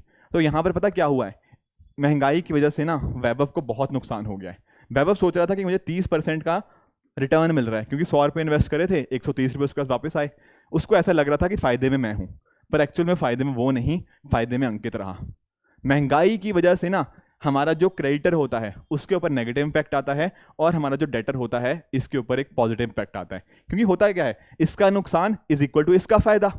तो अगर ये नुकसान में जा रहा है तो इसका फायदा हो रहा है ना। यहाँ पर नुकसान वैभव को हो रहा है, क्योंकि पहले वो 2 मोबाइल फोन खरीद पाता था, 1 साल के बाद उसके पास भले ही 130 रुपये आ गया हो, पर महंगाई बढ़ने की वजह से उसको उतने मोबाइल फोन भी वो नहीं अफोर्ड कर पा रहा। तो ध्यान क्या रखना है, पहली बात ये है कि जो लेंडर्स होते हैं, ये लेंडर ही है एक तरह का, जो वैभव की बात करता है ना, क्रेडिटर इज अ लेंडर, तो वैभव को यहाँ पे लॉस हो रहा है। वेयर एज जब मैं बात कर रहा हूँ बोरोवर्स की, जो अंकित था, अंकित को क्या हो रहा है, बेनिफिट हो रहा है। इसी तरह से ना और भी चीज़ों को हमें समझना है। देखो जब मैं बॉन्ड करवाऊंगा ना, तब मैं आपको बॉन्ड का मतलब समझा दूंगा कि बॉन्ड क्या होते हैं। अभी तक हम इसको नहीं चर्चा करेंगे अभी, बट ध्यान रखना बॉन्ड होल्डर भी ना एक तरह के लेंडर ही होते हैं। तो इस वजह से ये भी उसी कैटेगरी में आएंगे कि इनको भी महंगाई की वजह से नुकसान होता है। इसके अलावा आपके जो फिक्स्ड इनकम ग्रुप है, अभी मैंने बताया था ना, मान लो आपने एफडी करवाई हुई है, याद है एफडी वाला एग्जांपल, तो जिन्होंने एफडी करवाई है उनको भी तो नुकसान ही होगा, तो वो भी लूजर्स की कैटेगरी में आ जाएंगे। सर बाकी चीज़ें क्या हैं, जैसे आप किसी की सैलरीड इंडिविजुअल है। अब जैसे मैं आपको एग्जांपल देता हूँ, मैं खुद एक सैलरीड इंडिविजुअल हूँ, मान लो मेरी सैलरी है 50,000 रुपये। अगर मान लो मेरी सैलरी तो फिक्स है 50,000 रुपये, पर टमाटर के दाम अगर बढ़ते रहेंगे बढ़ते रहेंगे बढ़ते रहेंगे, तो भैया क्या मुझे नुकसान नहीं होगा? बिल्कुल होगा, मेरे पास तो पैसा सेविंग में कुछ बचेगा ही नहीं। तो इस तरह से मुझे भी नुकसान हुआ। आपके जो रिटायरमेंट वाले लोग हैं, जिनके रिटायर हो चुके हैं, उनको भी नुकसान होगा, क्योंकि उनकी तो जितनी पेंशन आनी थी वो तो उतनी ही आ रही है, पर वस्तुओं के दाम तो मार्केट में बढ़ते जा रहे हैं, तो वो भी लूज करेंगे। उसके साथ में ना हमें 2 चीज़ें और पढ़नी है कि एक्सपोर्टर्स का क्या सीन है और बिजनेसमैन का क्या सीन है। देखो बिजनेसमैन को समझो, बिजनेसमैन के अंदर ना आप किसी को भी एग्जांपल ले सकते हो, जैसे मान लो टीवी के एग्जांपल ले लो, किसी भी चीज़ का। इस तरह से अगर मान लो टीवी के दाम बढ़ गए मार्केट के अंदर, ठीक है ना, टीवी के दाम बढ़े हुए हैं, तो बिजनेसमैन पता क्या कोशिश करेगा, बिजनेसमैन को लगेगा कि हाँ यार चीज़ों के दाम बढ़े हुए हैं, मैं ज़्यादा से ज़्यादा बिजनेस यूनिट इस टाइम के ऊपर बेचना चाहूँगा। क्योंकि अगर मार्केट में मान लो टीवी के दाम बढ़े हुए हैं, कहीं ना कहीं क्या करेगा, बिजनेसमैन को उसका ज़्यादा बेनिफिट होगा ना, और हमारा जो इंसान है उसको लॉस होगा जो खरीदना चाह रहा है। जैसे आज के टाइम पे अगर आप नोटिस करो, टमाटर का केस ही ले रहे थे हम, टमाटर का क्या हो रहा था, टमाटर को जो बिजनेस कर रहा है, टमाटर मतलब बिजनेस नहीं बोलना चाहिए, पर जो टमाटर को बेच रहा है बंदा, उसको फायदा हो रहा है, जो कहीं ना कहीं टमाटर को खरीद रहा है वो आ रहा था इस टाइप के ऊपर। इन लोगों को नुकसान हो रहा है, इन लोगों को फायदा हो रहा है। तो ये चीज़ होती है बिजनेस केसेस के अंदर। कोई भी और एग्जांपल ले लो, जैसे लैपटॉप का केस ले लिया, अगर लैपटॉप महंगा हो रहा है तो इसका फायदा क्या होगा, किसको होगा, आपके बिजनेसमैन को, या जो आपको चीज़ें मैन्युफैक्चर कर रहा है। अगर वस्तुओं के दाम बढ़ भी रहे हैं तो उसका वो जो इन दी एंड होगा वो कस्टमर को पे करना पड़ेगा, जो फाइनल कस्टमर है उसी के ऊपर इन दी एंड तो दबाव आएगा। तो यहाँ पर क्या होता है ना, आपके जो बिजनेसमैन होते हैं उनको फायदा होता है महंगाई की वजह से, और बाकी इन सभी को नुकसान होता है। एक चीज़ और पढ़नी है एक्सपोर्टर्स के रिगार्डिंग, इसको समझ लेते हैं कि सर एक्सपोर्टर्स के केस में आप क्या कह रहे हो कि एक्सपोर्टर को कैसे नुकसान हुआ। समझने की कोशिश करते हैं, इसको भी थोड़ा टेक्निकल है बट इंपॉर्टेंट है ये सारे पॉइंट्स भी। एग्जाम्पल से समझते हैं। मान लो वापस से एग्जाम्पल लेते हैं वैभव का, ठीक है ना। अब वैभव के केस में क्या होता है, वैभव ना अपने प्रोडक्ट्स बनाता है। मान लो ये बनाता है चॉकलेट्स, ठीक है, ये क्या करता है, चॉकलेट यूएस से भेजता है। इसने क्या किया, इंडिया में चॉकलेट बनाई, और जो चॉकलेट बना के कहाँ भेज दी इसने, यूएसए के अंदर भेज दी, ठीक है। अब मुझे बताओ, जो यूएसए में लोग रह रहे हैं इनके पास अलग अलग ऑप्शंस होंगे चॉकलेट के। मान लो एक चॉकलेट ए हो गया, चॉकलेट बी हो गया, एक मान लो चॉकलेट सी है। ये सी वाली चॉकलेट ना ये वैभव बनाता है, ठीक है। ये 3 ऑप्शंस थे इनके पास। मुझे बताओ यूएसए वाले लोग कौन सी चॉकलेट खरीदेंगे। आप लोग बोलोगे सर ये तो वो वाली चॉकलेट खरीदेंगे जो सस्ती होगी। अगर ए वाली सस्ती है, अगर सेम क्वालिटी की है, मान लो अगर ए वाली सस्ती है तो ए वाली खरीद लेंगे, बी सस्ती होगी तो बी खरीद लेंगे, सी सस्ती होगी तो सी खरीद लेंगे। तो मुझे बताओ वैभव को सबसे ज़्यादा फायदा कब होगा। वैभव को फायदा तब होगा जब उसकी जो चॉकलेट है यानी कि सी वाली चॉकलेट है, इसके दाम सबसे कम होंगे यूएसए की मार्केट के अंदर, तभी वैभव को फायदा है। बिल्कुल ठीक बात है, पर ये थी आम जिंदगी। अब एग्जाम्पल समझो कि मान लो यहां पर होगी महंगाई, इन्फ्लेशन हो गई। यहाँ पे इन्फ्लेशन होने की वजह से क्या हुआ, भैया जो इसकी चॉकलेट थी ना, जो सी वाली चॉकलेट थी, वो चॉकलेट के दाम बढ़ गए। अब चॉकलेट के दाम कहाँ बढ़ेंगे, साथ साथ यहाँ भी बढ़ेंगे, क्योंकि चॉकलेट के दाम तो वहीं से आए हैं, तो चॉकलेट के दाम यहाँ पे बढ़ जाएंगे। अब यूएसए के लोग क्या खरीदेंगे, यूएसए के लोग शायद ये सब खरीद लेंगे। क्यों खरीदेंगे, क्योंकि उनको पता है यार ये सी के तो दाम बढ़ चुके हैं, तो महंगी हो गई है चॉकलेट, तो इसको थोड़ी खरीदना है। खरीदेंगे किसको, इस वाली चीज़ को।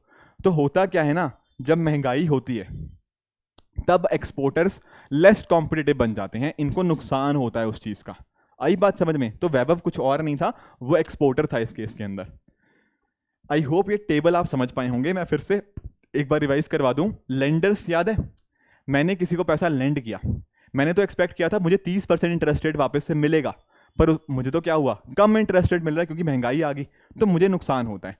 बॉन्ड होल्डर्स भी एक कैटेगरी ही है, लेंडर्स की एक टाइप ऑफ लेंडर ही है, तो उनको भी नुकसान होता है। फिक्स्ड इनकम ग्रुप्स, जिनको फिक्स्ड इनकम मिलती है, या फिर जिनको सैलरीड इंडिविजुअल होते हैं, जो रिटायरीज होते हैं, इनको तो एक सर्टेन अमाउंट ऑफ पैसा मिलता है ना। मान लो जितना भी पैसा मिलता है 50,000 मिलता है, पर अगर टमाटर के दाम बढ़ते जा रहे हैं तो इनको नुकसान होगा इन सभी को। एक्सपोर्टर वाला एग्जाम्पल हमने देख ही लिया जो वैभव की चॉकलेट थी। उसी तरह से हम बात करें, बोरोवर्स को फायदा होता है, लेंडर को नुकसान, जिसने पैसा दिया उसको नुकसान, जिसने पैसा लिया उसको फायदा। ठीक है ना, तो बोरोवर को फायदा होता है एंड सिमिलरली बिजनेसमैन को यहाँ पे फायदा होता है। ये सारी चीजें क्यों बता रहा हूँ, क्योंकि यूपीएससी ने ऐसा क्वेश्चन पूछा हुआ है।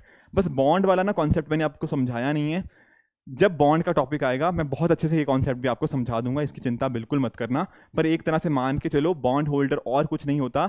बेसिकली एक कंपनी को मान लो पैसा चाहिए, तो मैं क्या करूंगा, उससे एक बॉन्ड खरीद लूंगा, तो मेरे पास बॉन्ड हो जाएगा, बदले में कंपनी को पैसा दे दूंगा। चलो समझा ही देता हूँ। मान लो ये कंपनी है, एक कोई कंपनी भी हो सकता है, और भी डिफरेंट डिफरेंट एंटिटीज हो सकती हैं। एक मान लो इस कंपनी को थोड़ा पैसा चाहिए था, अब इसने पता क्या कहा, इसने बॉन्ड जारी किए, बॉन्ड इशू किए, और ये क्या कहेगा, इस बॉन्ड की कीमत है मान लो 100 रुपये। ठीक है, तो मैं क्या करूंगा, मैं इस कंपनी को 100 रुपये दे दूंगा, और बदले में ना ये कागज का टुकड़ा, ये जो बॉन्ड होगा, ये मैं खरीद लूंगा। तो मैं क्या हुआ, बॉन्ड होल्डर। अब होगा क्या, कंपनी के पास आ गया 100 रुपया, कंपनी 100 रुपये का कहीं यूज़ करेगी, कहीं पे इन्वेस्ट करेगी, बाद में जो पैसे की कमाई होगी तो वापस से मुझे पैसा वो वापस कर देगी, और बॉन्ड जो दिया था वो वापस ले लेगी। इस तरह से ये प्रोसेस वर्क करता है। Getting it? तो बॉन्ड होल्डर आपने नोटिस किया क्या है, वो भी तो लेंडर की कैटेगरी है, तो बॉन्ड होल्डर को भी यहाँ पे नुकसान ही देखने को मिलता है। तो आई होप ये टेबल आप समझ पाए होंगे। आगे देखते हैं कि टाइप्स ऑफ इन्फ्लेशन कौन कौन सी होती है। जैसे एक होती है आपकी डिमांड पुल इन्फ्लेशन। अब ये डिमांड पुल इन्फ्लेशन है, दरअसल मैंने आपको समझा ही दिया। यहाँ पर वर्ड क्या है, डिमांड पुल। क्या मतलब, मार्केट में वस्तुओं की डिमांड ज़्यादा थी, उसकी वजह से कहीं ना कहीं चीज़ों के जो दाम है वो बढ़ जाएंगे। जैसे फॉर एग्जांपल, अगर हमारी सरकार ने, हमारे आरबीआई ने, सेंट्रल बैंक ने बेसिकली, उन्होंने क्या कर दिया, मनी सप्लाई एक्सपेंड कर दी। मनी सप्लाई एक्सपेंड करने का मतलब सबकी जेब में पैसा ही पैसा डाल दिया किसी भी तरह से। तो क्या होगा, जैसे सबकी जेब में पैसा आएगा सबकी डिमांड बढ़ जाएगी, और जैसे डिमांड बढ़ेगी तो क्या होगा, महंगाई बढ़ेगी। तो इसी तरह से नाम आया ना, डिमांड पुल। डिमांड ने कहीं ना कहीं इन्फ्लेशन को बढ़ा दिया है। उसी तरह से मान लो कंज्यूमर की एक्सपेक्टेशंस हैं, ठीक है ना, हम और नई नई वस्तुएं खरीदना चाहते हैं। कई बार सरकार फिस्कल स्टिमुलस दे देती है। जैसे आपने नोटिस किया होगा ना कि कई बार सरकार कहती है कि हाँ खर्चा बढ़ाओ, खर्चा बढ़ाओ। उस केसेस में क्या होता है, कहीं ना कहीं सरकार ना लोगों को बेनिफिट्स देती है। कई बार मान लो सरकार ने अगर टैक्स कम कर दिया, टैक्स मतलब जो आपका डायरेक्ट टैक्स होता है, जो इनकम टैक्स होता है, जो कॉर्पोरेट टैक्स होता है, अगर मान लो उसको कम कर दिया।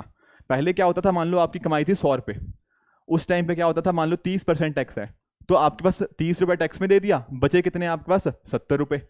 अगर मान लो सरकार ने बोला चलो नहीं, टैक्स 20% कर देते हैं, तो आप क्या करोगे, 20% टैक्स में दोगे, बाकी बचा पैसा कितना हुआ आपके पास, 80। पहले था आपके पास 70 रुपये खर्च करने को, अब कितने रुपए हैं, 80 रुपये। आपके पास पैसा ज़्यादा हो गया, आप क्या करोगे, इस पैसे को खर्च करोगे ज़्यादा से ज़्यादा, है कि नहीं। तो डिमांड पुल इन्फ्लेशन तो होगी। बाकी इकोनॉमी जब बढ़ती है, क्रेडिट बूम मतलब जैसे क्रेडिट कार्ड वगैरह का आप यूज़ करते हो, लोन्स वगैरह का अंदर एक्सपेंशन आती है, तो उसके साथ कहीं ना कहीं लोगों के पास में ज़्यादा पैसा आता है, एंड उस हिसाब से आपकी जो डिमांड पुल इन्फ्लेशन बढ़ती हुई देखने को मिल जाती है। इसके साथ ही एक और भी तरह की इन्फ्लेशन है सर, वो क्या है, कॉस्ट पुश इन्फ्लेशन। इसका मतलब क्या है सर, देखो इसका मतलब कॉस्ट वर्ड से डिनोट करो। जैसे एग्जांपल लेके चलते हैं, एक टीवी का एग्जांपल लो। अब एक टीवी को बनाना चाहिए, एक टीवी को जब आप बनाओगे तब आप क्या करोगे, इसके अलग अलग रॉ मटेरियल्स होंगे, ठीक है सर। और क्या होगा, रॉ मटेरियल के अलावा इसको बनाने के लिए कुछ लेबर लगेगी, कुछ लोग इसकी इंडस्ट्री के अंदर काम कर रहे होंगे, इस तरह की चीज़ें होंगी ना। इनपुट प्राइजेस हो गया, ये सारी चीज़ें लगेंगी। अगर मान लो टीवी को बनाने के लिए जो भी रॉ मटेरियल चाहिए होंगे, अगर इनका दाम बढ़ जाए तो क्या भैया टीवी के दाम नहीं बढ़ेंगे, बिल्कुल बढ़ेंगे। क्योंकि अगर जो टीवी के अंदर जिस चीज़ से टीवी बना हुआ है, अगर वही चीज़ के दाम बढ़ जाएंगे तो डेफिनेटली टीवी के दाम बढ़ेंगे। उसी तरह से जो इस फैक्ट्री के अंदर जो लोग काम कर रहे हैं, अगर कल को वो स्ट्राइक पे चले जाते हैं, वो बोलते हैं कि यार हमें तो ज़्यादा पैसे चाहिए, ज़्यादा सैलरी चाहिए, अदरवाइज हम काम नहीं करेंगे, तो मान लो जो कंपनी जो बना रही है टीवी, उसने लेबर के जो पैसे थे, जो वेजेस थी, उसको बढ़ा दिया, तो क्या इन दी एंड टीवी के दाम नहीं बढ़ जाएंगे? बिल्कुल बढ़ जाएंगे, क्योंकि अकॉर्डिंगली इन दी एंड जो प्राइजेस होंगे वो कस्टमर को पास ऑन हो जाएंगे। तो इस तरह से इनपुट के प्राइजेस बढ़ना, एक्सचेंज रेट हो गया, वेज इन्फ्लेशन हो गया, कई बार डिजास्टर वगैरह आ जाते हैं तो कहीं ना कहीं सप्लाई जो होता है वो इम्पैक्ट हो जाती है, तो कॉस्ट बढ़ जाती है, मोनोपोली हो जाना कई बार, उसकी वजह से भी मान लो एक ही कंपनी है। ये सारे क्या एग्जाम्पल हैं? ये सारे एग्जाम्पल हैं आपके कॉस्ट पुश इन्फ्लेशन के। आई होप आप समझ पाए होंगे। डिमांड पुल वाले के अंदर क्या होता था, डिमांड बढ़ जाती थी किसी भी कारण की वजह से, कि मान लो लोगों के पास ज़्यादा पैसा आ गया तो अकॉर्डिंगली डिमांड बढ़ गई, तो अकॉर्डिंगली इन्फ्लेशन बढ़ गया। यहाँ कॉस्ट वाली साइड आपको क्या करना है, कॉस्ट पुश इन्फ्लेशन के अंदर आपको चीज़ों की कॉस्ट देखनी है। रॉ मटेरियल बढ़ गया, रॉ मटेरियल की कॉस्ट बढ़ गई, आपका लेबर की वेजेस बढ़ गई, तब उस केस में क्या होता है, आपकी कॉस्ट पुश इन्फ्लेशन आपको देखने को मिलती है। तो दोनों का फ़र्क आपको डेफिनेटली यहाँ पे क्लियर होना चाहिए। दोनों का फ़र्क मैंने यहाँ भी आपको समझा दिया है, ठीक है, इसको भी आप यहाँ पे देख सकते हो। इसी तरह से एक और भी इन्फ्लेशन होती है, मॉनेटरी इन्फ्लेशन, ठीक है ना। ये एक्चुअली एक तरह से वैसे तो जो आपका डिमांड पुल इन्फ्लेशन है वही है, सिमिलर ही है, बट अलग से कई बार इसको अलग से एक नाम दे दिया जाता है, दैट इज मॉनेटरी इन्फ्लेशन। यहाँ पर सिंपल सी चीज़ है कि आरबीआई पैसा का ज़्यादा से ज़्यादा प्रिंट करती है। अगर मान लो सरकार है, सरकार खर्च बहुत ज़्यादा कर रही है पर कमाई बहुत कम है, तो कहीं ना कहीं बीच में जो घाटा होता है ना, उसको कहीं ना कहीं पूरा करना होता है। अगर इस घाटे को पूरा करने के लिए आप नया नया पैसा प्रिंट करने लग जाओगे तो उसको बोलते हैं हम मॉनेटरी इन्फ्लेशन। ठीक है सर, ये भी समझ आ गया। ऊपर से कई बार होता है प्रॉफिट पुश इन्फ्लेशन। इसका क्या मतलब होता है? आपने ओपेक का नाम सुना है? ओपेक होता है organisation for petroleum exporting countries. जैसे फॉर एग्जांपल दुनिया में अलग अलग कंट्रीज हैं, तो वो क्या करती है ना, अपने एक झुंड बना लेती हैं, एक ग्रुप बना लेती हैं। अब वो क्या करती हैं, वो बोलती हैं, वो सेट करती हैं कि मार्केट में तेल के क्या दाम होने चाहिए, है कि नहीं। तो वो ओपेक वो सेट करता है।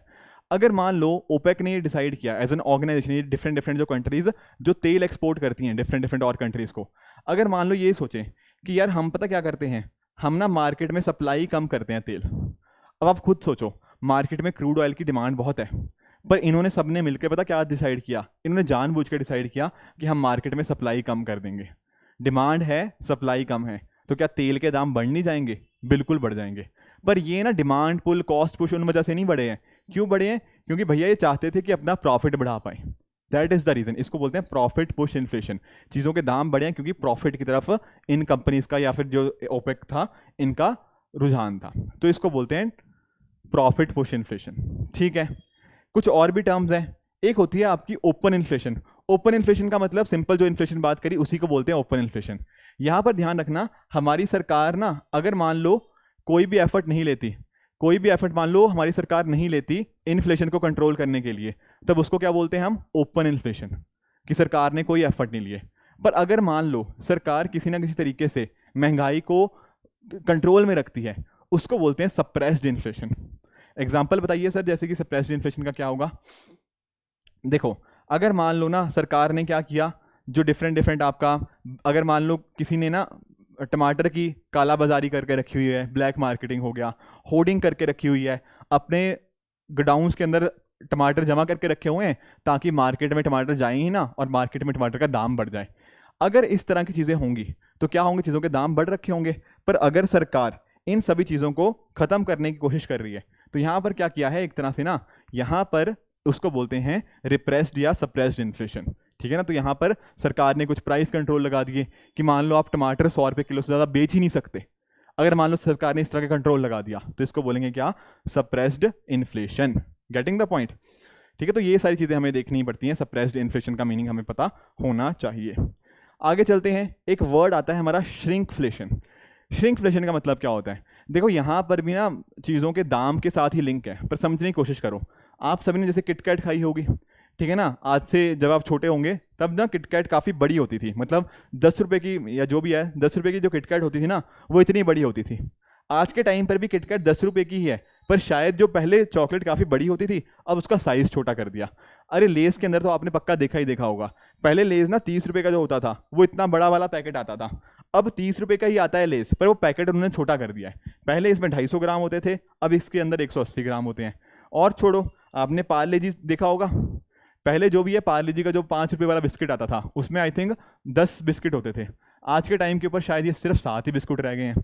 तो यहाँ पर एक बात नोटिस करो, यहाँ पार्ले जी का दाम नहीं बढ़ा, ठीक है ना। टेक्निकली अगर आप देखोगे पार्ले जी पहले भी 5 रुपए का ही था, आज भी 5 रुपए का ही है, पर इफेक्टिवली उसका इनडायरेक्ट तरीके से उसका दाम बढ़ाया गया है। वो कैसे? पहले आप 5 रुपए के अंदर क्या कर पा रहे थे, आप 10 बिस्कुट खरीद पा रहे थे, अब आप 5 रुपए के अंदर सिर्फ 7 ही बिस्कुट खरीद पा रहे हो। तो चीज़ों का ना ये भी एक तरीका होता है, उसको छोटा कर दिया जाता है। छोटा करने का मतलब क्या होता है? श्रिंक करना। तो बेसिकली ना ये वो वाली महंगाई है जहां पर आपने किसी चीज़ को श्रिंक कर दिया है। Getting it? तो कोई आपसे पूछना कि श्रिंकफ्लेशन का मतलब क्या होता है, तो इसका मतलब आप इस तरह से बता दीजिएगा, ठीक है ना। एक हमें पढ़ना है इन्फ्लेशनरी वेज प्राइस स्पाइरल, ये काफ़ी इंपॉर्टेंट है, इसको समझना। एक चीज़ देखो, मान के चलो, जैसे मान लो एक कोई कंपनी है, ठीक है, इस कंपनी का कोई मालिक होगा, ठीक है ना। मान लो इसका कंपनी का मालिक है अंकित, ठीक है, कंपनी का मालिक है अंकित। इस कंपनी के अंदर अलग अलग डिफरेंट लोग काम कर रहे होंगे, बिल्कुल सही बात है। अब ये डिफरेंट लोगों ने पता क्या बोला, इन्होंने बोला, अंकित को जाके बोला कि हाँ जी अंकित जी, एक्चुअल में क्या हुआ है ना, मार्केट में महंगाई बहुत हो रखी है, टमाटर के दाम बहुत ज़्यादा हैं। तो क्या मांगेंगे ये आके? ये अंकित को बोलेंगे आप ना हमारी सैलरी बढ़ा दो। अंकित ने भी ये बात नोटिस करी कि हाँ यार, बात तो बंदे सही कह रहे हैं कि मार्केट में इतनी महंगाई है तो इनकी सैलरी तो बढ़ानी पड़ेगी। तो अंकित ने पता क्या किया, इन सभी की सैलरी बढ़ा दी, ठीक है। पर आप नोटिस करो, अंकित बनाता था क्या था? टीवी बनाता था। तो अंकित क्या अब लॉस बियर कर लेगा? क्योंकि इनकी सैलरी अगर बढ़ेगी, कहीं ना कहीं नुकसान किसको होगा? अंकित को होगा। अंकित पता क्या करेगा, इनकी सैलरी बढ़ा जरूर देगा, पर इन दी एंड वो जो टीवी के दाम थे ना, वो उसको भी बढ़ा देगा। मार्केट में टीवी अब महंगा बिकेगा। क्यों महंगा बिकेगा? क्योंकि अंकित ने इन सबकी सैलरीज बढ़ा दी। बात समझ पाए? अब आप नोटिस करो, टीवी के दाम बढ़ गए। टीवी के दाम बढ़ने का मतलब क्या है? महंगाई होना। तो एक्चुअल में हुआ पता क्या है, आपने क्या किया, आपने अपने एम्प्लॉयज़ की सैलरी बढ़ाई। सैलरीज बढ़ाने की वजह से कहीं ना कहीं मार्केट में इन्फ्लेशन आया। मार्केट में इन्फ्लेशन को कंट्रोल करने के लिए आपने अपने एम्प्लॉयज़ की सैलरी बढ़ाई। आपके एम्प्लॉयज़ की सैलरी बढ़ी, उससे क्या हुआ? इंडियन टीवी के दाम बढ़े। तो यहाँ हो क्या रहा है, ये एक तरह का सर्कल बन रहा है, एक तरह का स्पाइरल बन रहा है। समझने की कोशिश करो इस चीज़ को। इन्फ्लेशन था, ठीक है ना यार, अदरवाइज शुड से डिफरेंट जो कंज्यूमर गुड्स थे, उससे क्या उनके दाम बढ़े हुए थे। उनके दाम बढ़े हुए थे तो उनको टैकल करने के लिए लोगों ने क्या डिमांड किया कि भैया हमारी सैलरी बढ़ा दो। अब सैलरी बढ़ा दी, लेबर कॉस्ट बढ़ गई, उससे लेबर कॉस्ट बढ़ने की वजह से आपके टीवी के दाम बढ़ गए। टीवी के दाम बढ़ने का मतलब होता है महंगाई बढ़ना। अब महंगाई बढ़ने का मतलब है कि डिफरेंट गुड्स के दाम बढ़े हुए हैं। डिफरेंट गुड्स के दाम बढ़े हुए हैं तो उसको कंट्रोल करने के लिए सैलरी बढ़ानी चाहिए। सैलरी बढ़ेगी तो भैया लेबर कॉस्ट बढ़ेगी, लेबर कॉस्ट बढ़ेगी तो क्या होगा? चीज़ों के दाम बढ़ जाएंगे, उससे महंगाई बढ़ जाएगी। लॉजिक समझ पा रहे हो? इसी को बोलते हैं वेज प्राइस स्पाइरल। ये समझ ही नहीं पा रहे कि हम महंगाई बढ़ रही है, वेजेस बढ़ा रहे हैं उसको कंट्रोल करने के लिए, पर उसका उल्टा ही इंपैक्ट आ रहा है। That is wage price spiral for you, ठीक है ना, कि वेज हाइक और प्राइस राइज का कहीं ना कहीं इन्फ्लेशन के साथ क्या इंपैक्ट होता है। तो ये आपको इन्फ्लेशनरी स्पाइरल का मीनिंग पता होना चाहिए, ठीक है जी। इसके साथ ही एक और भी टर्म लिंक्ड है। अभी अगर आप न्यूज़पेपर कंटिन्यूसली फॉलो करते हो ना, तो आपको ये वर्ड पक्का पता होगा। इनफैक्ट ना जो प्रीलिम बूस्टर में डिस्कशन करता हूँ, ठीक है ना, उसके अंदर भी आई थिंक 10 से 15 दिन पहले ही ना मैंने डिस्कशन किया था। करंट अफेयर्स की जो डिस्कशन होती है ना, उसके अंदर मैंने ग्रीडफ्लेशन आपको पढ़ाया था ओनली आई एक्सटेंडेड के चैनल के ऊपर। इसको समझते हैं। देखो वर्ड क्या है यहाँ पे, एक वर्ड है ग्रीड और दूसरा है इन्फ्लेशन। तो मीनिंग क्या हुआ? दोनों को कंबाइन कर दो, ग्रीडीनेस को और इन्फ्लेशन को। एक्चुअल में ना अभी रिसेंटली कुछ रिपोर्ट्स आई हैं। वो रिपोर्ट पता क्या बात करती हैं? वो रिपोर्ट्स ये बात करती हैं कि मार्केट में कुछ वस्तुओं के जो दाम बढ़ रहे हैं, वो क्यों बढ़ रहे हैं? क्योंकि भैया हमारे जो कॉर्पोरेट सेक्टर है ना, उनका ग्रीड बहुत ज़्यादा बढ़ चुका है। क्या मतलब है इस चीज़ का? अगर आप देखोगे ना, हमारी अलग अलग कंपनी जो बहुत बड़ी कंपनीज हैं, उनके ना प्रॉफिट काफ़ी तेज़ी से ऊपर बढ़े हैं। प्रॉफिट उनका होता जा रहा है। और वो क्या करते हैं, वो बोलते हैं कि मान लो ना कि कोई वस्तु है, मान लो किसी भी चीज़ है, कोई बड़ी कंपनी का एग्जांपल लो, तो बड़ी कंपनी क्या बोलेगी कि हाँ जी हमारी कंपनी के जो प्रोडक्ट्स हैं ना, हम उनका दाम बढ़ा रहे हैं। पता क्या बोलेंगे कि हम दाम क्यों बढ़ा रहे हैं? क्योंकि मार्केट में महंगाई ज़्यादा है और महंगाई को कंट्रोल करना है, या फिर अदर शुड से कि जो उनके एम्प्लॉयज़ हैं उनको उनका जो मैंने बताया था ना, उनकी वेजेस बढ़ानी है। तो इन्होंने बोला कि अगर ना हमने किसी वस्तु का दाम बढ़ाया, तो पता क्यों बढ़ाया? क्योंकि वो चाहते थे कि जो उस कंपनी के अंदर एम्प्लॉयज़ काम कर रहे हैं उनको अच्छी वेजेस मिल पाए, ताकि इन्फ्लेशन से कंट्रोल कर पाए। पर एक्चुअल में ये बात इनकी बिल्कुल झूठ साबित हुई है। कैसे? एक्चुअल में ना वो अपने एम्प्लॉयज़ की ना वो सैलरी बढ़ा रहे थे, पर इनका जो एंड प्रोडक्ट था उसका दाम बढ़ाते जा रहे थे। तो यहाँ पर पता क्या हुआ, आप अपने एम्प्लॉयज़ की सैलरी नहीं बढ़ा रहे, पर आप अपना जो भी एंड प्रोडक्ट है उसका कॉस्ट बढ़ाते जा रहे हो मार्केट के अंदर। यहाँ पर आपका रीज़न क्या है, आपकी ग्रीडीनेस है। आप चाहते हो कि आपका प्रॉफिट बढ़ता रहे बढ़ता रहे बढ़ता रहे, और यही ग्रीडीनेस की वजह से कहीं ना कहीं मार्केट में महंगाई आती है। इसी को क्या बोलते हैं, ग्रीडफ्लेशन। कि ग्रीडीनेस की वजह से, कॉर्पोरेट ग्रीड की वजह से आपको महंगाई देखने को मिलती है। तो कोई आपसे पूछे ना ग्रीडफ्लेशन का मतलब क्या होता है, उसको ये वाली टर्म आप बता दीजिएगा, ठीक है। ये आपको पता होना चाहिए। अब देखो हमने क्या पढ़ा था, एक इन्फ्लेशनरी स्पाइरल के बारे में पढ़ा था, जो वेज प्राइस वगैरह था। अब यहाँ पर क्या होता है ना, एक डीफ्लेशनरी स्पाइरल भी हमें देखने को मिलता है। इसका मतलब क्या है डीफ्लेशनरी स्पाइरल का, इसको एक बार कोशिश करते हैं। देखो मान लो मार्केट में डिमांड कम हो रही है। अब मार्केट में डिमांड कम होगी तो कहीं ना कहीं अगर किसी चीज़ की डिमांड कम है तो उस वजह से क्या होगा, उसके प्राइस नीचे आ जाएंगे। समझ रहे हो कि अगर डिमांड ही नहीं है किसी वस्तु की तो अकॉर्डिंगली उसके दाम नीचे गिरेंगे, ठीक है ना, क्योंकि लोग उसको खरीदना ही नहीं चाहते। तो अकॉर्डिंगली उस कंपनी को दाम नीचे करने ही पड़ेंगे उसके प्राइसेस को। अगर कंपनी के दाम नीचे आ रहे हैं, अगर कंपनी के प्रोडक्ट्स के दाम नीचे आ रहे हैं, तो हो सकता है कंपनी दिवालिया हो जाए, कंपनी अपना बैंकरप्सी हो जाए, कंपनी की हालत ख़राब हो जाएगी, क्योंकि कंपनी के प्रोडक्ट्स बिक ही नहीं रहे, कंपनी की डिमांड ही नहीं है कंपनी के प्रोडक्ट्स की, तो उनके प्रोडक्ट्स के दाम नीचे आ चुके हैं। तो अकॉर्डिंगली कंपनी की हालत बहुत ख़राब है। कंपनी की हालत ख़राब है तो क्या होगा, कंपनी को लोगों को बाहर निकालना पड़ेगा, कंपनी से ले ऑफ करने पड़ेंगे, ठीक है ना, लोगों को बोलना पड़ेगा कि आप ये नौकरी से आपको हम निकाल रहे हैं, ये सारी चीज़ें होंगी।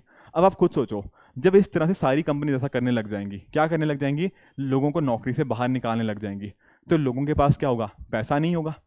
और जब लोगों के पास पैसा नहीं होता तो क्या वो कहीं खर्च करेंगे उस चीज़ को, नहीं करेंगे। जब पैसा है ही नहीं तो कहाँ खर्च करेंगे। तो उससे क्या होता है, आपकी डिमांड नीचे आ जाती है, और डिमांड नीचे होगी तो क्या होगा, ये पूरा सर्कल फिर से चलेगा। इसको बोलते हैं डीफ्लेशनरी स्पाइरल, कि मार्केट में अगर किसी चीज़ की डिमांड ना होती उसके दाम नीचे आ जाते हैं, दाम नीचे आते हैं तो कंपनी लॉस में चली जाती है, कंपनी लॉस में होती है तो कंपनी को उन लोगों को बाहर निकालना पड़ता है, जो एम्प्लॉयज़ होते हैं उनको निकालना पड़ता है। अब एम्प्लॉयज़ के पास पैसे ही नहीं हैं तो कहाँ पर वो मार्केट में जाएंगे, क्या खर्च करेंगे, खर्च नहीं करेंगे तो डिमांड नीचे आ जाएगी, और इस तरह से पूरा ये साइकिल चलता रहेगा। तो कोई आपसे पूछे डीफ्लेशनरी स्पाइरल के बारे में तो दिस इज डीफ्लेशनरी स्पाइरल। उसी तरह से एक वर्ड होता है स्क्यूफ्लेशन। अब सर स्क्यूफ्लेशन का मतलब क्या है, देखो जो लोग स्टैटिस्टिक्स वगैरह पढ़ के आए हैं 10th 11th के अंदर, तो आपने स्क्यूनेस सुना होगा। स्क्यूनेस का मतलब होता है कि बहुत ऊपर नीचे होना चीज़ों का। तो यहाँ पर पता क्या हो रहा है, इन्फ्लेशन के अंदर पता क्या हो रहा है, इन्फ्लेशन के अंदर कुछ वस्तुएं हैं जिनका दाम बढ़ रहा है, वेरस बाकी जो वस्तुएं हैं उनका दाम नहीं बढ़ रहा। मान लो जैसे आज के टाइम के ऊपर मान लो, वैसे तो आज के टाइम के ऊपर सब चीज़ों का दाम बढ़ा हुआ है, पर कई बार होता है ना कि हमें देखने को मिलता है यार बाकी सब्जियों के दाम उतने ही होते हैं, पर हम कई बार देखते हैं कि यार प्याज के दाम बड़े बढ़ गए हैं। इस चीज़ को बोलते हैं स्क्यूफ्लेशन, कि बाकी सारी चीज़ों के दाम नॉर्मल ही हैं पर एक दो वस्तुओं के दाम क्या हो जाते हैं अचानक से ऊपर बढ़ जाते हैं। तो दैट इज स्क्यूफ्लेशन, कि इन्फ्लेशन के अंदर ना काफ़ी उतार चढ़ाव देखने को मिले। क्लियर हुआ। देखो कॉन्सेप्ट हमने काफ़ी सारे पढ़ लिए हैं। अब यूपीएससी ने जो क्वेश्चन अलग अलग पूछे हुए हैं उनको एक बार ट्राई करते हैं अटेम्प्ट करने की। इनफैक्ट ना मुझे ना आप सभी की तरफ से ना यहाँ पे रिस्पांस चाहिए, ठीक है। कॉन्सेप्ट हमने काफ़ी डिटेल में समझने की कोशिश करी है। अब यहाँ पर आपका रोल आता है कि आप कैसे इन क्वेश्चंस को अटेम्प्ट करते हो। मुझे नीचे कमेंट से बताते रहना। जैसे क्वेश्चन नंबर 1 है आपका आज का, मैं कराऊंगा अभी, बट मैं चाहता हूँ कि देखूँ कि आप लोग कितना अच्छे से सुन रहे थे। यहाँ कह रहा है कि इनमें से कौन सी स्टेटमेंट करेक्ट है। पहला वो कह रहा है इन्फ्लेशन बेनिफिट्स द डेटर्स। क्या बात ठीक है। याद करो वो वैभव और अंकित का एग्जाम्पल, मैंने क्या बताया था, वैभव ने क्या दिए थे, अंकित को 100 रुपये दिए थे, और वापस में अंकित ने क्या किया था, 130 रुपये वापस किए थे। यही था। इसमें डेटर कौन था, डेटर था अंकित, वैभव कौन था, वैभव था क्रेडिटर, राइट है। और मैंने बताया था कि वैभव को नुकसान हुआ है, पहले उसने 100 रुपये दिए थे, बदले में भले उसको 130 रुपये मिले हों, पर आज मार्केट के अंदर क्या हुआ है, वस्तुओं के दाम बढ़ चुके हैं, तो वैभव को नुकसान हुआ था। बेसिकली आपके जो क्रेडिटर होते हैं उनको नुकसान होता है, और आपके जो डेटर होते हैं उनको फायदा होता है। और यहाँ पर भी ये बात यही कह रहा है कि इन्फ्लेशन ने डेटर को बेनिफिट किया, तो बात बिल्कुल ठीक है। दूसरा बात कह रहे हैं कि इन्फ्लेशन से बॉन्ड होल्डर्स को बेनिफिट होता है। क्या ये बात ठीक है? नहीं। मैंने आपको याद करो बताया था बॉन्ड होल्डर एक तरह का क्या होता है, क्रेडिटर ही होता है। वो याद करो, कंपनी को पैसे चाहिए थे, उसने कागज का टुकड़ा इशू किया, मैंने उसको 100 रुपये दिए, तो मैं क्या हुआ था, बॉन्ड होल्डर, एक तरह का क्रेडिटर ही हुआ था। तो क्रेडिटर को भैया लॉस होता है। तो पहला ठीक है, दूसरा गलत है। इसका सही आंसर आएगा आपका ऑप्शन नंबर ए। ये टेबल टेबल मैंने पढ़ाया था ना, ये देख लो, जो आपके बोरोवर्स होते हैं वही तो आपके डेटर होते हैं, तो इनको फ़ायदा होता है, आपके जो बॉन्ड होल्डर होते हैं उनको नुकसान होता है। बहुत ईजी क्वेश्चन था, क्लियर है। ये है आज का आपका क्वेश्चन नंबर 2, इसको अटेम्प्ट करो। ये डायरेक्टली आपका इन्फ्लेशन के साथ लिंक नहीं है, पर पिछले चैप्टर्स के अंदर हमने ऐसा समझा हुआ है, ईजी है, मुश्किल नहीं लगेगा। यहाँ क्या कह रहा है कि अगर मान लो इकोनॉमी के अंदर आपकी जो इंटरेस्ट रेट है वो नीचे आ जाए तो इससे क्या होगा। आप खुद सोचो, अगर इंटरेस्ट रेट नीचे आ जाएगी, अगर मान लो आज आपकी इंटरेस्ट रेट मान लो 5% है, तब आप बैंक से लोन नहीं लेना चाहोगे, ठीक है ना, कोई भी बैंक से लोन लेना नहीं चाहेगा। पर अगर मान लो बैंक ने जो लोन लेने की दर है वो 5% की जगह अगर 2% कर दी, तो क्या करेंगे लोग, ज़्यादा से ज़्यादा कहीं ना कहीं खर्च करना पसंद करेंगे। इसके साथ ही कहीं ना कहीं आपका जो इन्वेस्टमेंट एक्सपेंडिचर होगा, सरकारों का इन्वेस्टमेंट एक्सपेंडिचर होगा, वो बढ़ेगा। तो यही चीज़ तो पूछ रहा है, तो एक्चुअल में इसका ऑप्शन नंबर सी बिल्कुल करेक्ट होगा कि अगर इंटरेस्ट रेट नीचे आती है तो अकॉर्डिंगली क्या होता है, इन्वेस्टमेंट एक्सपेंडिचर वहाँ पे ऊपर बढ़ जाता है। बाकी जो कह रहा है कि टोटल सेविंग बढ़ेगी, अरे नहीं, आप सेव कब करना चाहोगे, जब इंटरेस्ट रेट कम होगी तब सेव करना चाहोगे क्या, तब तो कुछ मिलेगा ही नहीं आपको। तो बाकी स्टेटमेंट बिल्कुल यहाँ पे गलत है, option number C increase the investment expenditure यहाँ पे बिल्कुल करेक्ट आंसर है। आगे चलो, ये आपका क्वेश्चन नंबर 3 हो जाएगा। अब इसको मैं आपको समझा दूंगा, कोशिश करना है इसको करने की। यहां पर क्वेश्चन में क्या कह रहा है, पहला स्टेटमेंट देखो क्या कह रहा है कि इन्फ्लेशन को कंट्रोल करना सिर्फ और सिर्फ आपके सरकार की जिम्मेदारी है, सिर्फ गवर्नमेंट ऑफ इंडिया की। अरे भैया, आरबीआई क्या करेगा अगर सिर्फ सरकार की जिम्मेदारी होगी, क्या आरबीआई का काम नहीं है ये, नहीं, दोनों की जिम्मेदारी है। Reserve bank of India specially जो मॉनेटरी पॉलिसी कमेटी है उनका तो काम ही काम है, तो यहाँ पर जो ओनली वर्ड है ना ये गलत है। उसी तरह से ये जो सेकंड स्टेटमेंट कह रहा है कि आरबीआई का कोई रोल ही नहीं है, ये नो रोल थोड़ी है, आरबीआई का बहुत इंपॉर्टेंट रोल है, तो सेकंड स्टेटमेंट भी गलत है। तो आंसर अपना ना सी या डी में से बनेगा, ठीक है ना। अब वो क्या कह रहा है, महंगाई को कंट्रोल करना है, कैसे करेंगे, क्या मार्केट में मनी सप्लाई को हम बढ़ाएं या कम करें, क्या करना चाहिए आपके हिसाब से। अब खुद सोचो, मार्केट में महंगाई बढ़ी हुई है, क्या कारण हो सकता है महंगाई बड़े होने का, कहीं ना कहीं हो सकता है लोगों की डिमांड ज़्यादा हो, ठीक है ना। अगर मेरे पास भी पैसा, आपके पास भी पैसा है, सबके पास पैसा है, तो हम क्या कर रहे हैं, चीज़ों की ज़्यादा डिमांड कर रहे हैं, उस वजह से महंगाई आ गई है। अगर इस डिमांड को कम करना है तो वो कैसे कर पाएंगे, हमें ये मनी सर्कुलेशन जो ज़्यादा हो रखी है ना, इसको कम करना पड़ेगा। जैसे मनी सर्कुलेशन मार्केट में से कम होगी तो अकॉर्डिंगली हमारा जो खर्चा होगा वो कम हो जाएगा, एंड अकॉर्डिंग जो बढ़ी हुई महंगाई है उसको हम कम कर पाएंगे। क्योंकि आप देखो ना कि मैंने क्या कहा था, डिमांड और सप्लाई का मिसमैच है तब चीज़ों के दाम बढ़ते हैं। अगर डिमांड ज़्यादा है तो डिमांड को कम करना पड़ेगा, तब महंगाई अपने आप कंट्रोल में आ जाएगी। तो इस तरह से अगर हम मनी सप्लाई को डिक्रीज करेंगे ना, तब हम इन्फ्लेशन को कंट्रोल कर पाएंगे। आई बात समझ में। और याद करो आप वो जिम्बाब्वे वाला एग्जांपल, मैंने क्या बताया था, या हाइपर इन्फ्लेशन जब पढ़ाया था, बताया था ना, अगर महंगाई बहुत ज़्यादा होती है तो कई बार पता क्या करती है सरकार, बहुत ज़्यादा पैसा प्रिंट करने लग जाती है, उससे और उल्टा नुकसान हो जाता है। जब आप महंगाई के टाइम के ऊपर ज़्यादा पैसा प्रिंट करोगे तो पैसा तो मार्केट में ज़्यादा आ जाएगा, पर उससे क्या होगा, आपके पैसे की वैल्यू बिल्कुल ख़त्म हो जाएगी। मैं बता रहा था ना कि 1 लाख रुपए की ब्रेड मिल रही है, तो वो इश्यूज आते हैं। तो मनी सर्कुलेशन बढ़ाने से नहीं, बल्कि मनी सर्कुलेशन कम करने से आपकी महंगाई कंट्रोल में आएगी, और जो डिमांड और सप्लाई के बीच का मिसमैच है आप इसको टैकल कर पाओगे। तो यहाँ आपका सही आंसर हो गया ऑप्शन नंबर सी। अब ये आपका हो जाएगा आपका क्वेश्चन नंबर 4। इसका मुझे बताना क्या आंसर है। यहाँ पूछा है फर्क डिसइन्फ्लेशन के और आपके डीफ्लेशन के बीच में, दोनों होगा क्या फ़र्क है। सोचो, याद करो, मैंने आपको अच्छे से समझाया था इन सभी चीज़ों के बारे में। देखो यहाँ पर क्या कह रहा है, वो पहला स्टेटमेंट कह रहा है डीफ्लेशन का अर्थ है आपके प्राइजेस के अंदर डिक्रीज होना। क्या ये बात ठीक है? अगर चीज़ों के दाम कम होते हैं तो उसको डीफ्लेशन बोलते हैं। ये बात तो सर बिल्कुल ठीक है, जैसा कि हमने पढ़ा था इन्फ्लेशन और डीफ्लेशन बिल्कुल अपोजिट चीज़ें हैं। तो पहला स्टेटमेंट यहाँ तक ठीक था। फिर आगे कह रहा है डिसइन्फ्लेशन का मतलब होता है रेट ऑफ इन्फ्लेशन में एक कटौती आना। ये बात भी ठीक है, मैंने बताया था ना डिसइन्फ्लेशन के अंदर चीज़ों के दाम बढ़ते हैं पर उनके बढ़ने की रफ्तार में कमी आती है। तो सर पहला स्टेटमेंट तो बिल्कुल ठीक है। दूसरा कह रहा है डीफ्लेशन क्या करता है, आपकी वैल्यू ऑफ मनी को बढ़ा देता है। क्या ये बात ठीक है? याद करो मैंने आपको बताया था 100 रुपये का नोट है। अगर आप 100 रुपये के नोट से आज 1 किलो टमाटर खरीद पा रहे हो, अगर उनकी वैल्यू 100 रुपीज़ है, तब आप 1 किलो खरीद पाओगे। अगर कल को टमाटर सस्ते हो जाएंगे तो क्या होगा, आपके उसी 100 रुपये की नोट की वैल्यू बढ़ जाएगी ना। तो ये बात बिल्कुल ठीक कर रहा है कि डिफ्लेशन से वैल्यू ऑफ मनी बढ़ जाती है। दूसरा पॉइंट क्या कह रहा है, डिसइन्फ्लेशन के आपकी मनी की वैल्यू कम हो जाती है। ये बात भी ठीक है। डिसइन्फ्लेशन क्या होता है, एक तरह की महंगाई ही तो होती है, बेसिकली उसकी रफ्तार कम है ना, पर महंगाई तो हो रही है। तो यहाँ पर क्या हो रहा है, चीज़ों के जो दाम बढ़ रहे हैं और दाम बढ़ने की वजह से आपके जो पैसे की वैल्यू है वो कम हो रही है। तो दोनों के दोनों स्टेटमेंट यहाँ पे बिल्कुल करेक्ट है, ऑप्शन सी यहाँ पे सही आंसर हो जाएगा। ठीक है, ये सारी चीज़ें मैंने आपको पढ़ाई थी, इन्फ्लेशन, डीफ्लेशन, स्टैगफ्लेशन, डिसइन्फ्लेशन, ये सारी चीज़ें हम ऑलरेडी डिस्कस कर चुके हैं। अब ये देखो डायरेक्टली लिंक नहीं है, बट मैंने अभी पढ़ाया नहीं आपको, मैं पढ़ा देता हूँ इसको। ये आपका क्वेश्चन नंबर 5 है, ट्राई करो एक बार, सोचो क्या इसका आंसर हो सकता है। मैं एक बार पानी पी लेता हूँ।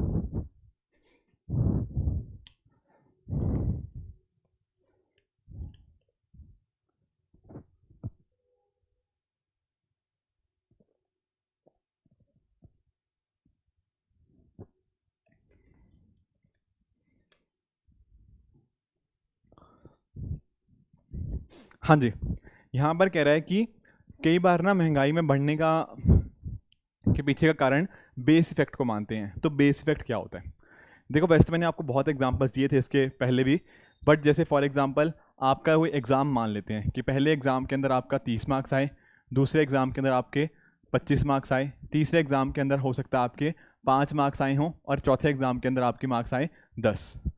अब अगर आप इन दोनों को कंपेयर करोगे, आप बोलोगे कि सर इस वाले एग्ज़ाम के अंदर ना पिछले वाले टेस्ट के मुकाबले मैंने दुगना अच्छा परफॉर्मेंस दिया है, क्योंकि पिछले बार आपके मार्क्स से 5, इस बार आए हैं 10, तो डबल हो गया आपका परफॉर्मेंस।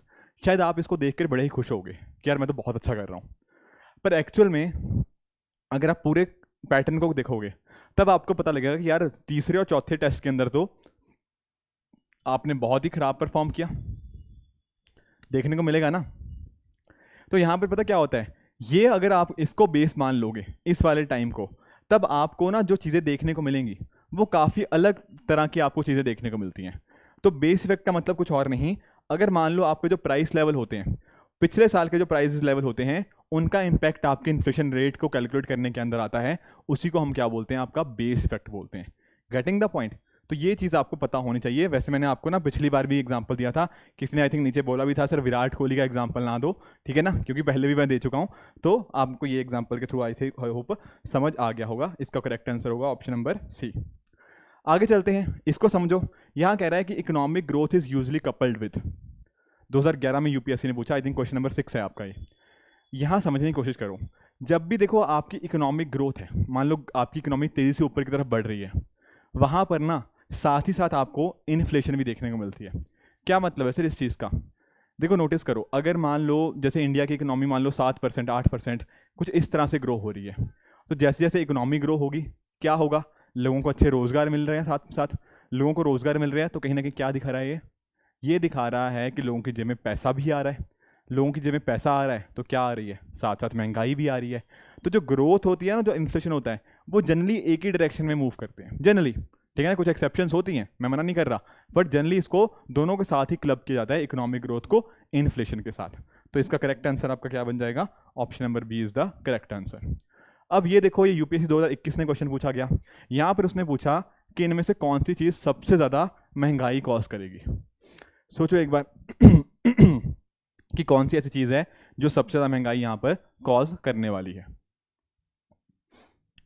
सारे स्टेटमेंट पढ़ो। पहला है रीपेमेंट ऑफ पब्लिक डेट, दूसरा है बोरोइंग करना, तीसरा भी बोरोइंग करना, चौथे में बात कर रहा है वो creation of new money to finance a budget deficit. ये डेफिसिट वगैरह वर्ड ना टेंशन मत लो, ये मैं पढ़ाऊंगा आपको। बेसिकली आप घाटा समझो कि अगर आपके घाटे को आपने फाइनेंस करना है ना, तो उसके लिए क्या सबसे ज़्यादा इन्फ्लेशनरी होगा। अगर यहाँ पे आप नोटिस करो, ये सारे अलग अलग ऑप्शन हैं ए, बी और सी। यहाँ पर ना कोई नया पैसा मार्केट में नहीं आ रहा। ऑप्शन डी में पता क्या हो रहा है, आप एक नए पैसे को क्रिएट कर रहे हो। और मैंने आपको क्या बताया था, जब भी आपका नया पैसा मार्केट में आएगा तो वह महंगाई को कॉज करेगा ही करेगा। याद करो वो एग्जांपल, जब मैं कह रहा था ना कि पैसे को प्रिंट करते रहते हो, उससे सबसे ज़्यादा महंगाई होती है जब भी नया पैसा मार्केट में आता है। महंगाई बाकियों से भी हो सकती है, पर सबसे ज़्यादा महंगाई तब होती है जब नया पैसा मार्केट में आता है। तो इसके लिए इसका आंसर हो जाएगा आपका option number D will be the correct answer. ठीक है सर, ये बात भी समझ आ गई। आगे चलते हैं। ये देखो यूपीएससी 2021 ने पूछा कि डिमांड पुल इन्फ्लेशन इनमें से किन किन कारणों की वजह से हो सकती है।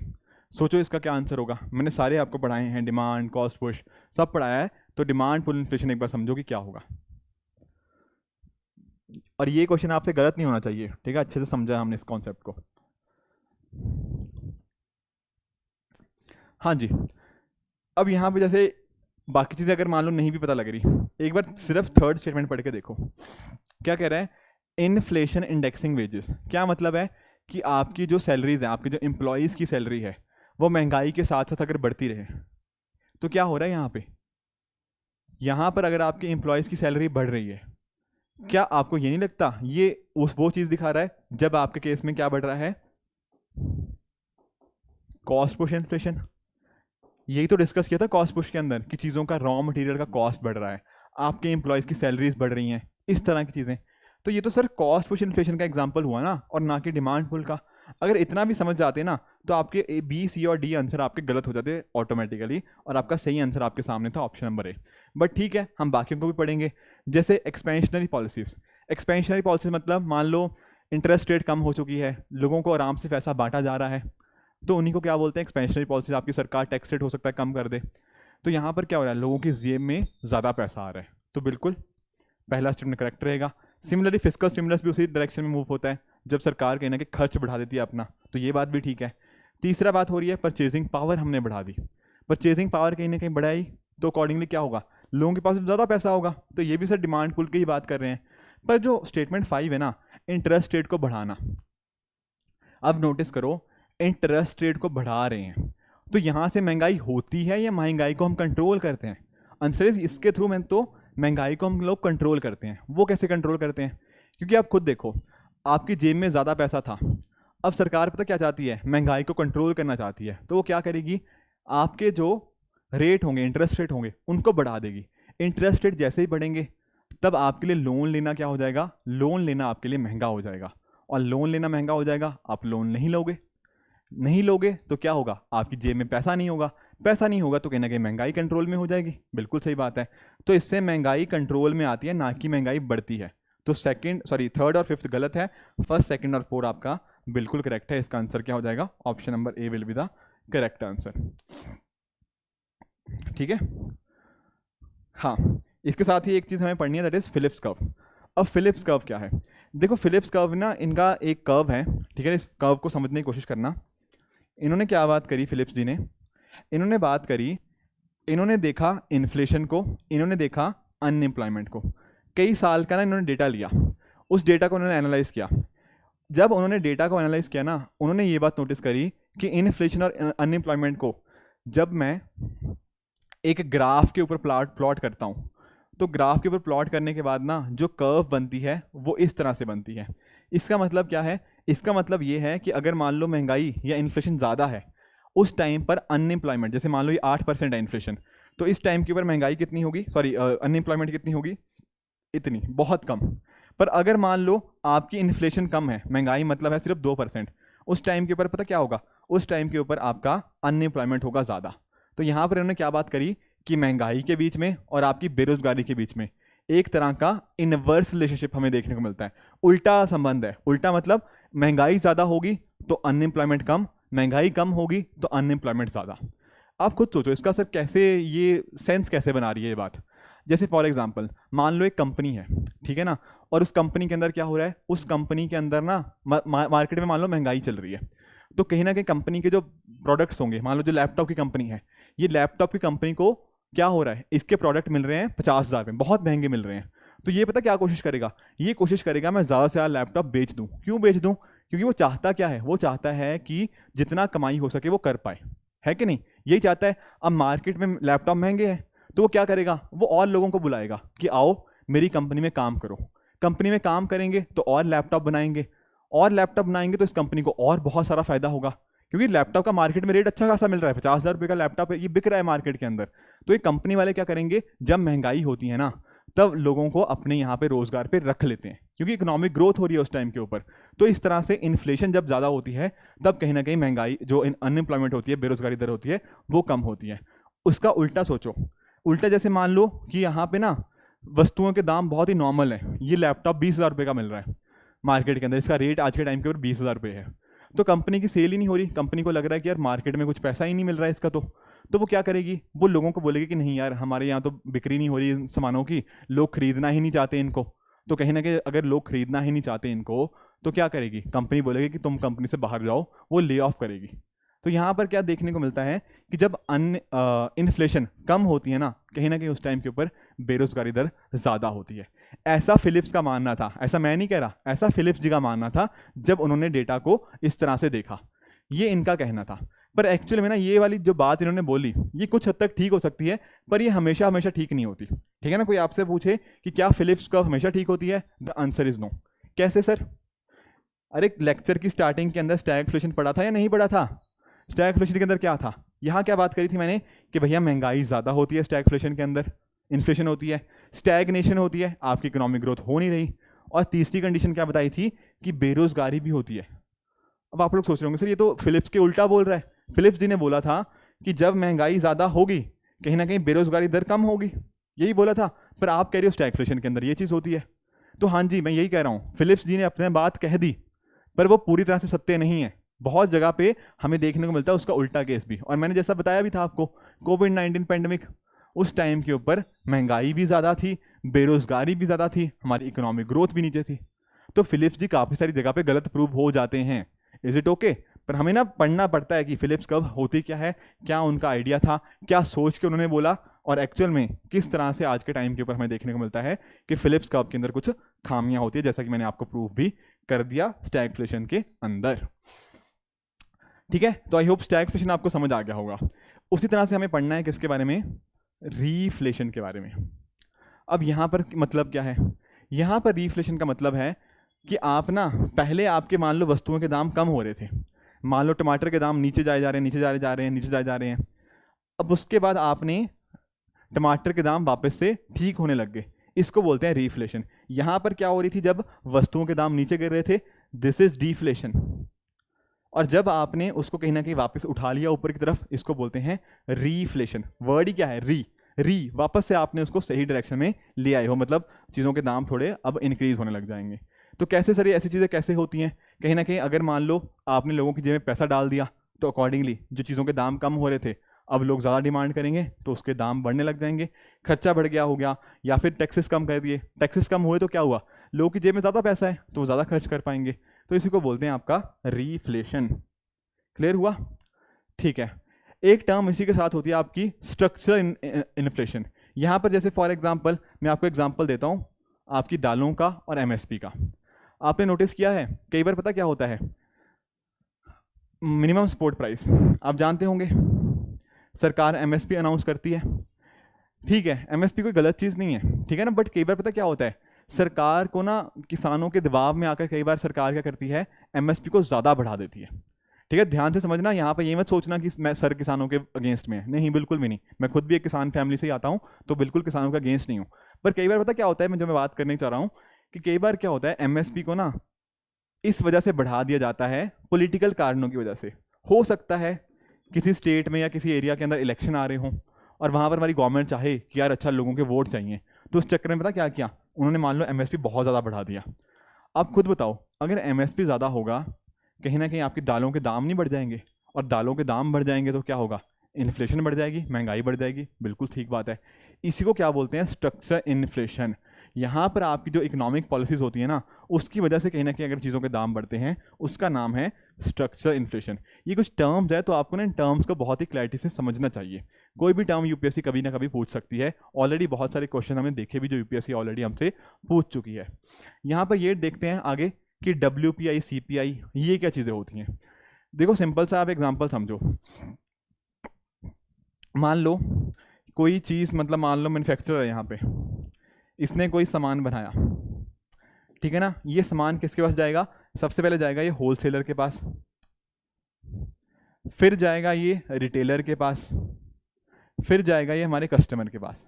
कस्टमर जैसे कि मैं और आपके जैसे लोग, रिटेलर जहाँ पे आप दुकान से जिससे आप सामान खरीदोगे, होलसेलर जो आपका बड़े लेवल के ऊपर होता है, ठीक है ना, कि जिसके पास एक, जिससे रिटेलर खरीदता है, बड़े लेवल के ऊपर जिसके पास सामान होगा, और ये मैन्युफैक्चरर तो आप जानते ही होंगे।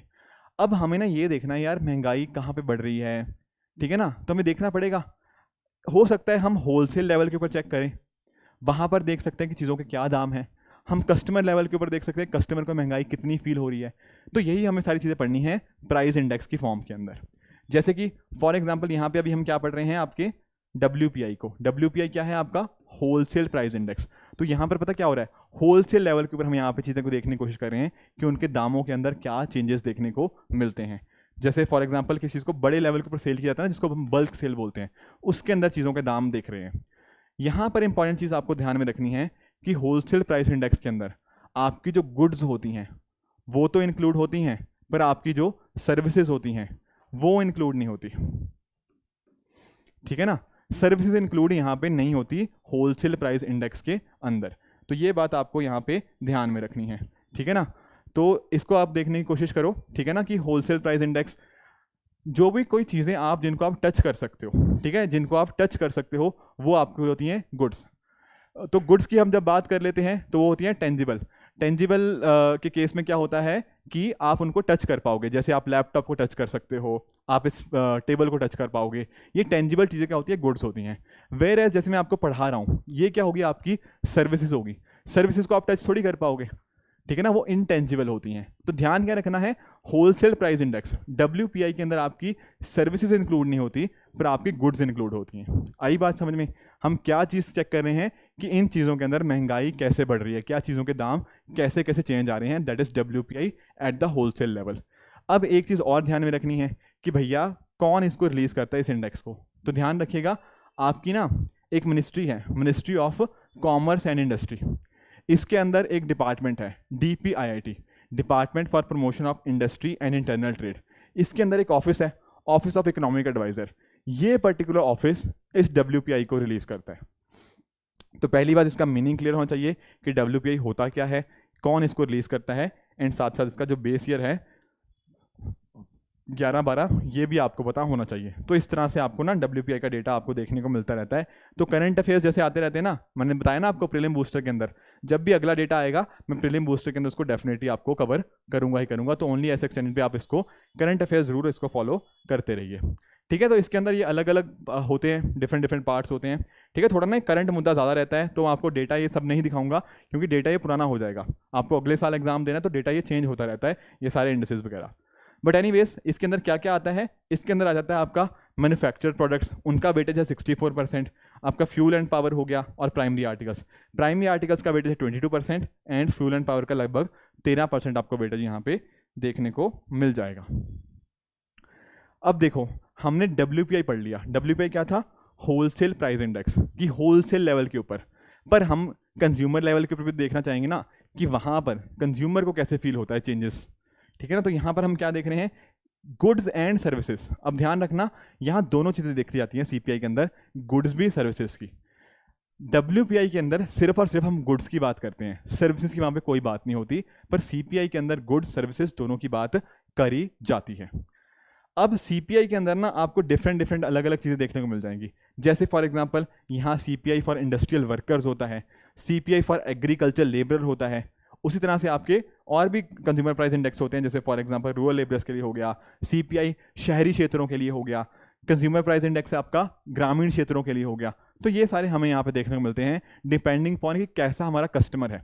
ठीक है ना, उस हिसाब से हम देखते हैं। क्योंकि आप खुद सोचो, अगर आप ऐसा सोचोगे कि यार अर्बन एरिया में हो सकता है महंगाई बहुत तेज़ी से बढ़ रही हो, रूरल एरियाज़ के अंदर महंगाई शायद कम रेट से बढ़ रही हो, तो ये चीज़ें हमें पता होनी चाहिए ना, तभी तो अकॉर्डिंगली हम पॉलिसीज़ बना पाएंगे। तो ये सारे फ़र्क हमें इनके बीच में अलग अलग पता होना चाहिए। साथ में जो इंडस्ट्रियल वर्कर, एग्रीकल्चर लेबर, इनके रिगार्डिंग अलग अलग हमें बास्केट ऑफ गुड्स देखने को मिलती है। क्योंकि आप खुद देखो, अर्बन एरिया वाला हो सकता है किसी और चीज़ को कंज्यूम करता हो, रूरल एरिया वाला कुछ और चीज़ को कंज्यूम करता हो, एग्रीकल्चर लेबर के लिए कोई और चीज़ें इंपॉर्टेंट हो। तो ये सारे उस हिसाब से बनाए गए हैं कि किसको कितना इंपैक्ट उस चीज़ का हो रहा है। ध्यान रखने वाली बात यह है कि जब हम बात करते हैं CPI इंडस्ट्रियल वर्कर की, CPI agriculture labour and rural labour की, तो यहाँ पर इसको कौन रिलीज करता है? आपका लेबर ब्यूरो। ठीक है, वेरस जब मैं बात करता हूँ CPI अर्बन और CPI रूरल की, यहाँ पर कौन इसको रिलीज कर रहा है? आपका CSO, rather I should say जो NSO है। ठीक है ना, दरअसल में होता क्या था ना, पहले दो होते थे, NSSO और CSO, ये दो बॉडीज हुआ करती थी। इनको हमने मर्ज कर दिया है और आज के टाइम पर ये NSO बन चुका है, नेशनल स्टैटिस्टिकल ऑफिस। तो ये NSO आज के टाइम के ऊपर रिलीज करता है, जो कि mostly ministry of statistic and programme implementation के अंतर्गत ये आता है। क्लियर हुई बात? अब आप लोग सोच रहे होंगे, सर हमने ना कई बार न्यूज़ के अंदर सुना है कि जो महंगाई है, बेसिकली जो इन्फ्लेशन है, उसको हमें 4 ± 2 की रेंज में मेंटेन करना है। बेसिकली 2 से 6% के बीच में मेंटेन करना है। ये किस इन्फ्लेशन की बात कर रहे हैं यहाँ पे? देखो यहाँ पर हम बात करते हैं CPI कंबाइंड की। होता क्या है ना, जो आपका CPI अर्बन और CPI रूरल, इनको मिलाकर एक बनाया जाता है, that is known what, CPI combined. तो जो CPI कंबाइंड होता है उसको हमें 2 से 6% की रेंज में रखना पड़ता है। बेसिकली 4 ± 2 का टारगेट होता है। तो जो RBI हम इसको यूज़ करते हैं ना, जो हम मॉनेटरी पॉलिसी कमेटी का डिस्कशन करते हैं कि हाँ इतना इन्फ्लेशन रखना है, तो उसी को यहाँ पे बात करी गई है। तो ये चीज़ें बाकी आप बेस ईयर वगैरह देख सकते हो, बट पॉइंट ये था कि क्या उसका मीनिंग क्या होता है, कौन कौन उसको रिलीज़ करता है। तो आई होप ये चीज़ें आप सारी समझ पाए होंगे। अब जैसा हमने WPI के केस में देखा था अलग अलग पैरामीटर, सिमिलरली यहाँ पर भी CPI केस में हमें अलग अलग पैरामीटर देखने को मिल जाते हैं। जैसे आपका फूड एंड बेवरेजेस हो गया। अब नोटिस करो कितना इंपॉर्टेंट वेटेज है यहाँ पे आपका रूरल के अंदर, कंबाइंड के अंदर भी देख सकते हो, ठीक है ना। यहाँ पर भी इधर आप देख सकते हो इस पर्टिकुलर वेटेज को। उसी तरह से पान, टबाको, इंटॉक्सिकेंट हो गया, क्लोथिंग एंड फुटवेयर हो गया, housing, fuel and light, miscellaneous. इस तरह से अलग अलग पैरामीटर हमें यहाँ पे देखने को मिल जाते हैं इन कंज्यूमर प्राइस इंडेक्स, ठीक है। प्रोड्यूसर प्राइस इंडेक्स भी होता है, यहाँ पर ये सेलर पर्सपेक्टिव को ज़्यादा देखता है, उसकी ज़्यादा हम जिक्र करते नहीं है। हमारे यहाँ पे इंडिया में CPI और WPI का ज़्यादा जिक्र किया जाता है। अब इसके साथ ही ना एक और तरह की इन्फ्लेशन होती है, उसको हम बोलते हैं हेडलाइन और कोर। समझते हैं इस चीज़ को। हेडलाइन ना वर्ड दरअसल में आपकी न्यूज़पेपर हेडलाइन से ही आया है। आप पढ़ते हो ना न्यूज़पेपर के अंदर कि यार महंगाई इतनी ज़्यादा है, तो दरअसल में उसी चीज़ को शो कर रहा है। हेडलाइन के अंदर क्या हो रहा है कि आपके ना कुछ ऐसी वस्तुएं भी होंगी, जैसे फॉर एग्जांपल आपके खाने की सब्जियों के दाम, बेसिकली फूड इन्फ्लेशन जिसको बोलते हैं, आपके तेल के दाम, फ्यूल इन्फ्लेशन जिसको हम बोलते हैं। तो जो फूड हो गया और ये फ्यूल हो गया, इनके दाम ना बहुत तेज़ी से ऊपर नीचे जाते हैं। बेसिकली क्या होते हैं, ये वोलेटाइल बड़े होते हैं, अचानक से कभी ऊपर, अचानक से कभी नीचे। तो यहाँ पर हेडलाइन के अंदर ना इनको भी लिया जाता है।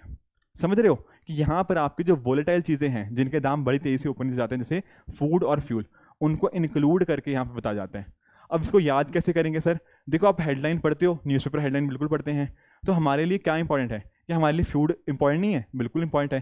क्या हमारे लिए फ्यूल इंपॉर्टेंट नहीं है? बिल्कुल इंपॉर्टेंट है। तो हेडलाइन इन्फ्लेशन के अंदर आप इंक्लूड करोगे वोलेटाइल चीज़ों को। क्लियर हुआ? तो यहाँ पर टोटल इन्फ्लेशन को कैलकुलेट किया जाता है। वेरएज़ जब मैं बात करता हूँ ना आपकी कोर इन्फ्लेशन को, तो कोर इन्फ्लेशन में से ना ये चीज़ें माइनस हो जाती हैं। कोर इन्फ्लेशन का मतलब क्या है? Headline inflation minus food inflation minus fuel inflation. Basically food और फ्यूल को हटा के बाकी के जो प्रोडक्ट्स होंगे उनकी हम इन्फ्लेशन देखेंगे। तो वोलेटाइल चीज़ें यहाँ पे हटा दी गई हैं, तो इसलिए इसको बोलते हैं कोर। ठीक है, ऐसा मान लो कि ये हो गया आपका हेडलाइन जिसमें सारी चीज़ें आ गई, फिर आपका आ गया अंदर एक कोर इन्फ्लेशन। यहाँ पर बाहर जो फूड हो गया, फ्यूल हो गया, आपने इस तरह की वोलेटाइल चीज़ों को यहाँ पे हटा दिया, तो बाकी बचा क्या रह गया आपके पास? Core inflation. ये छोटा छोटा फर्क है, आपको पता होना चाहिए। कुछ और 2-4 टर्म्स और भी हैं, जैसे फॉर एग्जाम्पल आपका होर्डिंग इन्फ्लेशन। होर्डिंग आप समझते होंगे कि आपने इलीगली होर्डिंग कर ली किसी चीज़ की। मान लो टमाटर का दाम ज़्यादा था मार्केट के अंदर, आपने टमाटर अपने गोडाउन के अंदर आर्टिफिशियली स्टोर करके रख लिए। जब मार्केट में दाम और बढ़ गया तब आपने मार्केट में उनको निकाल दिया, तो इसको बोलते हैं होर्डिंग। आपने अपने यहाँ पर क्या कर दिया? अपने पास अकोमोडेट कर लिया ज़्यादातर क्वांटिटीज ऑफ गुड्स, इसको बोलते हैं होर्डिंग इन्फ्लेशन। एक वर्ड और है, दैट इज इम्पोर्टेड। इम्पोर्टेड मतलब दूसरी कंट्री से लिंक्ड। इंपोर्ट करवाते हो ना दूसरी कंट्री से कोई चीज़, तो अगर मान लो जैसे फॉर एग्जांपल आप फ्यूल की बात करो, मान लो कच्चा तेल है, अगर कच्चे तेल के दाम बढ़ जाएंगे तो अकॉर्डिंगली क्या होगा? हमारे यहाँ पे उसका इंपैक्ट आएगा नहीं आएगा? बिल्कुल आएगा, क्योंकि हम उसको इंपोर्ट करवा रहे हैं। अगर वहाँ पर कच्चा तेल बढ़ गया, उसका इंपैक्ट हमारे ऊपर आ रहा है, तो इसको हम इंपोर्टेड इन्फ्लेशन बोल सकते हैं। कई बार ऐसा भी तो होता है, जैसे फॉर एग्जाम्पल $1 इक्वल टू मान लो आज 75 चल रहा है, कल को $1 इक्वल टू 85 रुपीज़ हो जाए, तो यहाँ पर हमारा रुपये डेप्रिशिएट कर गया, नीचे आ गया, हमारा रुपये का वैल्यू जो थी वो नीचे आ गई, है कि नहीं? तो ऐसे टाइम के अंदर मान लो हम बाहर से कोई चीज़ मंगा रहे हैं, तो बाहर से कोई चीज़ मंगाने के लिए हमें ज़्यादा पैसा देना पड़ेगा, राइट? तो उसको भी हम क्या बोलते हैं? इंपोर्टेड इन्फ्लेशन के अंदर ये चीज़ें आ जाती हैं। तो ये कुछ टर्म्स थी जो हमें पता होनी चाहिए थी। बाकी उसी तरह से अगर आपने नेट से ना, अगर हाउसिंग के अंदर आपने देखना हो कि भैया घरों के दाम कैसे बढ़ रहे हैं, तो वहाँ पर हमारे पास एक रेजिडेक्स करके एक इंडेक्स होता है, इसको नेशनल हाउसिंग बैंक निकालता है और इसका बेस ईयर 2017 है। यहाँ पर हम देखते हैं कि हाँ घरों के दामों के अंदर क्या क्या चीज़ें के अंदर क्या वेरिएशन आ रहा है। ये छोटी छोटी चीज़ें हैं। उसी तरह से एक RBI एक और सर्वे करवाता है, इन्फ्लेशन एक्सपेक्टेशन सर्वे, कि लोगों के हिसाब से क्या इन्फ्लेशन है, ठीक है ना? क्वार्टरली ये चीज़ होती है। ये उतने इंपॉर्टेंट देखो है नहीं, ठीक है ना? आपको बस बेसिक आइडिया रखना है। उस तरह से बैंकिंग बिजनेस सर्विस प्राइस हो गया, ये भी RBI करवाता है। ये देखता है कि मान लो डिमांड ड्राफ्ट हो गया, आपके चेक हो गया, आपके फॉरेन चेक्स हो गया, इनके रिगार्डिंग क्या क्या चीज़ों के अंदर कितना वेरिएशन आया उनके प्राइस के अंदर, तो वो इसके अंदर देख लिया जाता है। आई बात समझ में? यहाँ पर ये क्वेश्चन मैं आपको होमवर्क के लिए दे रहा हूँ, ठीक है ना। इसका मुझे आप नीचे कमेंट्स में बताना क्या आंसर है। बाकी 7-8 क्वेश्चन तो हमने क्लासेस के अंदर देख ही लिए, ये आपके लिए होमवर्क रहेगा, ये प्रैक्टिस क्वेश्चन। एक ये क्वेश्चन ट्राई कर लेते हैं। यहाँ का क्या कह रहा है, अगर बैंक रेट बढ़ता है, ठीक है ना, तो क्या होगा। अब बैंक रेट छोड़ो, आप सिंपली सोचो, इसको आप इंटरेस्ट रेट मान के चलो, क्योंकि मैं जब बैंक रेट पढ़ाऊंगा तो समझा दूंगा। इंटरेस्ट रेट मान के चलो कि इंटरेस्ट रेट अगर बढ़ जाएगा तो क्या होगा। अगर इंटरेस्ट रेट बढ़ता है तो क्या होगा, कहीं ना कहीं सेंट्रल गवर्नमेंट हमारी कैसी पॉलिसी अडॉप्ट कर रही है, आपकी टाइट मॉनेटरी पॉलिसी।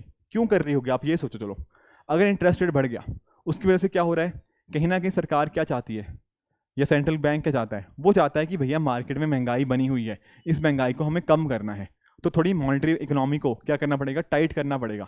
तो इसलिए इसको क्या बोलते हैं हम, टाइट मनी पॉलिसी यहाँ पे बोला जाता है। तो इसका करेक्ट आंसर आपका ऑप्शन नंबर डी हो जाएगा। ये ट्राई करो। यहाँ क्या कह रहा है, supply of money remaining the same when there is an increase in demand for money there will be. ये डिमांड सप्लाई का क्वेश्चन है। क्या कह रहा है, मनी की सप्लाई सेम है पर उसकी डिमांड बढ़ गई है। तो बहुत सिंपल सी चीज़ है, अगर किसी भी चीज़ की सप्लाई कांस्टेंट है पर उसकी डिमांड बहुत ज़्यादा होती है, तो क्या होता है, उस चीज़ के भाव बढ़ जाते हैं, नहीं बढ़ जाते, बिल्कुल बढ़ जाते हैं। टमाटर के केस में यही तो बताया था, सप्लाई उतनी ही है पर लोगों की डिमांड बहुत ज़्यादा है, तो टमाटर के भाव बढ़ेंगे नहीं बढ़ेंगे, बिल्कुल बढ़ेंगे। तो सेम यहाँ पर अब ये है कि मनी की सप्लाई कम है पर मनी की डिमांड बढ़ चुकी है, तो क्या होगा, मनी के लिए आपको जो चाहिए इंटरेस्ट रेट जो होगा आपको ज़्यादा लगेगा अगर आप बहुत सारे लोग हैं। मतलब ऐसा समझो ना कि पैसा है इतना ही, बैंक के पास सिर्फ इतना ही पैसा है, पर लेने वाले बहुत सारे हैं, हज़ारों लोग आ गए कि मुझे बैंक से पैसा चाहिए, तो क्या होगा, बैंक बोलेगा किसको दूं यार, किसको दूं। तो बैंक पता क्या बोलेगा कि जो मुझे ज़्यादा इंटरेस्ट रेट देगा मैं उसको दूंगा। तो इस तरह से जब भी सप्लाई सेम होती है पर डिमांड ज़्यादा होती है तो इंटरेस्ट रेट उसके बढ़ जाते हैं। तो इसका option number B correct answer आपका बन जाएगा। एक और क्वेश्चन आया है, a rise in general level of prices may be caused by. अब इसका क्या मतलब है, जनरल लेवल ऑफ प्राइजेस मतलब वो कह रहा है महंगाई कब बढ़ेगी, वो सिंपली ये पूछ रहा है। पहला स्टेटमेंट कह रहा है कि अगर मनी सप्लाई बढ़ जाए, अगर सबके पास पैसा होगा, सबकी जेबों में ज़्यादा पैसा होगा, मनी सप्लाई बढ़ चुकी है, तो क्या उससे महंगाई होगी या नहीं होगी। अरे ऑब्वियसली होगी, कितनी बार तो डिस्कस कर लिया। दूसरा कह रहा है अगर आउटपुट कम होगा, अगर मार्केट में आउटपुट कम है, किसी चीज़ का सप्लाई ही कम है, आउटपुट मतलब सप्लाई, कहीं ना कहीं किसी वस्तुओं की आउटपुट, ठीक है, अगर वो कम है तो क्या महंगाई हो सकती है, बिल्कुल। सप्लाई कम है पर डिमांड उतनी है, तो डेफिनेटली ये चीज़ होगी। तीसरा कह रहा है अगर डिमांड बढ़ जाए, अगर डिमांड बढ़ेगी किसी चीज़ की तो चीज़ों के दाम बढ़ेंगे ही बढ़ेंगे। अब इससे इजी क्वेश्चन क्या हो सकता है, बताओ, खुद बताओ आप लोग, ठीक है। तो ऑप्शन नंबर डी यहाँ पर आपका आंसर करेक्ट हो जाएगा। क्लियर है, ठीक है। ये कुछ क्वेश्चन है एग्रीकल्चर के रिगार्डिंग भी, ये एक्चुअली मैं एग्रीकल्चर के अंदर भी डिस्कस करूंगा, ठीक है। तो वहीं डिस्कस कर लेते हैं इसको, क्योंकि थोड़ा एग्रीकल्चर के रिगार्डिंग है, तो इस क्वेश्चन को वहाँ पे हम डिस्कस कर लेंगे, ठीक है। ये भी इन्फ्लेशन इंडेक्स बॉन्ड है, तो ये बॉन्ड के साथ डिस्कस कर लेंगे, ठीक है। ये क्वेश्चन देखो, ये यूपीएससी ने 2022 में पूछा आपसे कि प्राइस स्टेबिलिटी मतलब महंगाई ज़्यादा ना बढ़े तो प्राइस को स्टेबल रखें, इसके लिए कौन रिस्पॉन्सिबल है, बताओ भैया कौन रिस्पॉन्सिबल है। वेरी वेरी इजी आंसर, आपका रिजर्व बैंक ऑफ इंडिया, ठीक है ना। ये तो इजी क्वेश्चन है, देखो काफ़ी ऐसे क्वेश्चन ना कभी गलत नहीं करने हैं आपने, राइट। एक ये क्वेश्चन ट्राई करो, ये क्वेश्चन थोड़ा सा मुश्किल था, काफ़ी सारे स्टूडेंट्स में गड़बड़ कराए थे, सोचो इसका क्या आंसर होगा।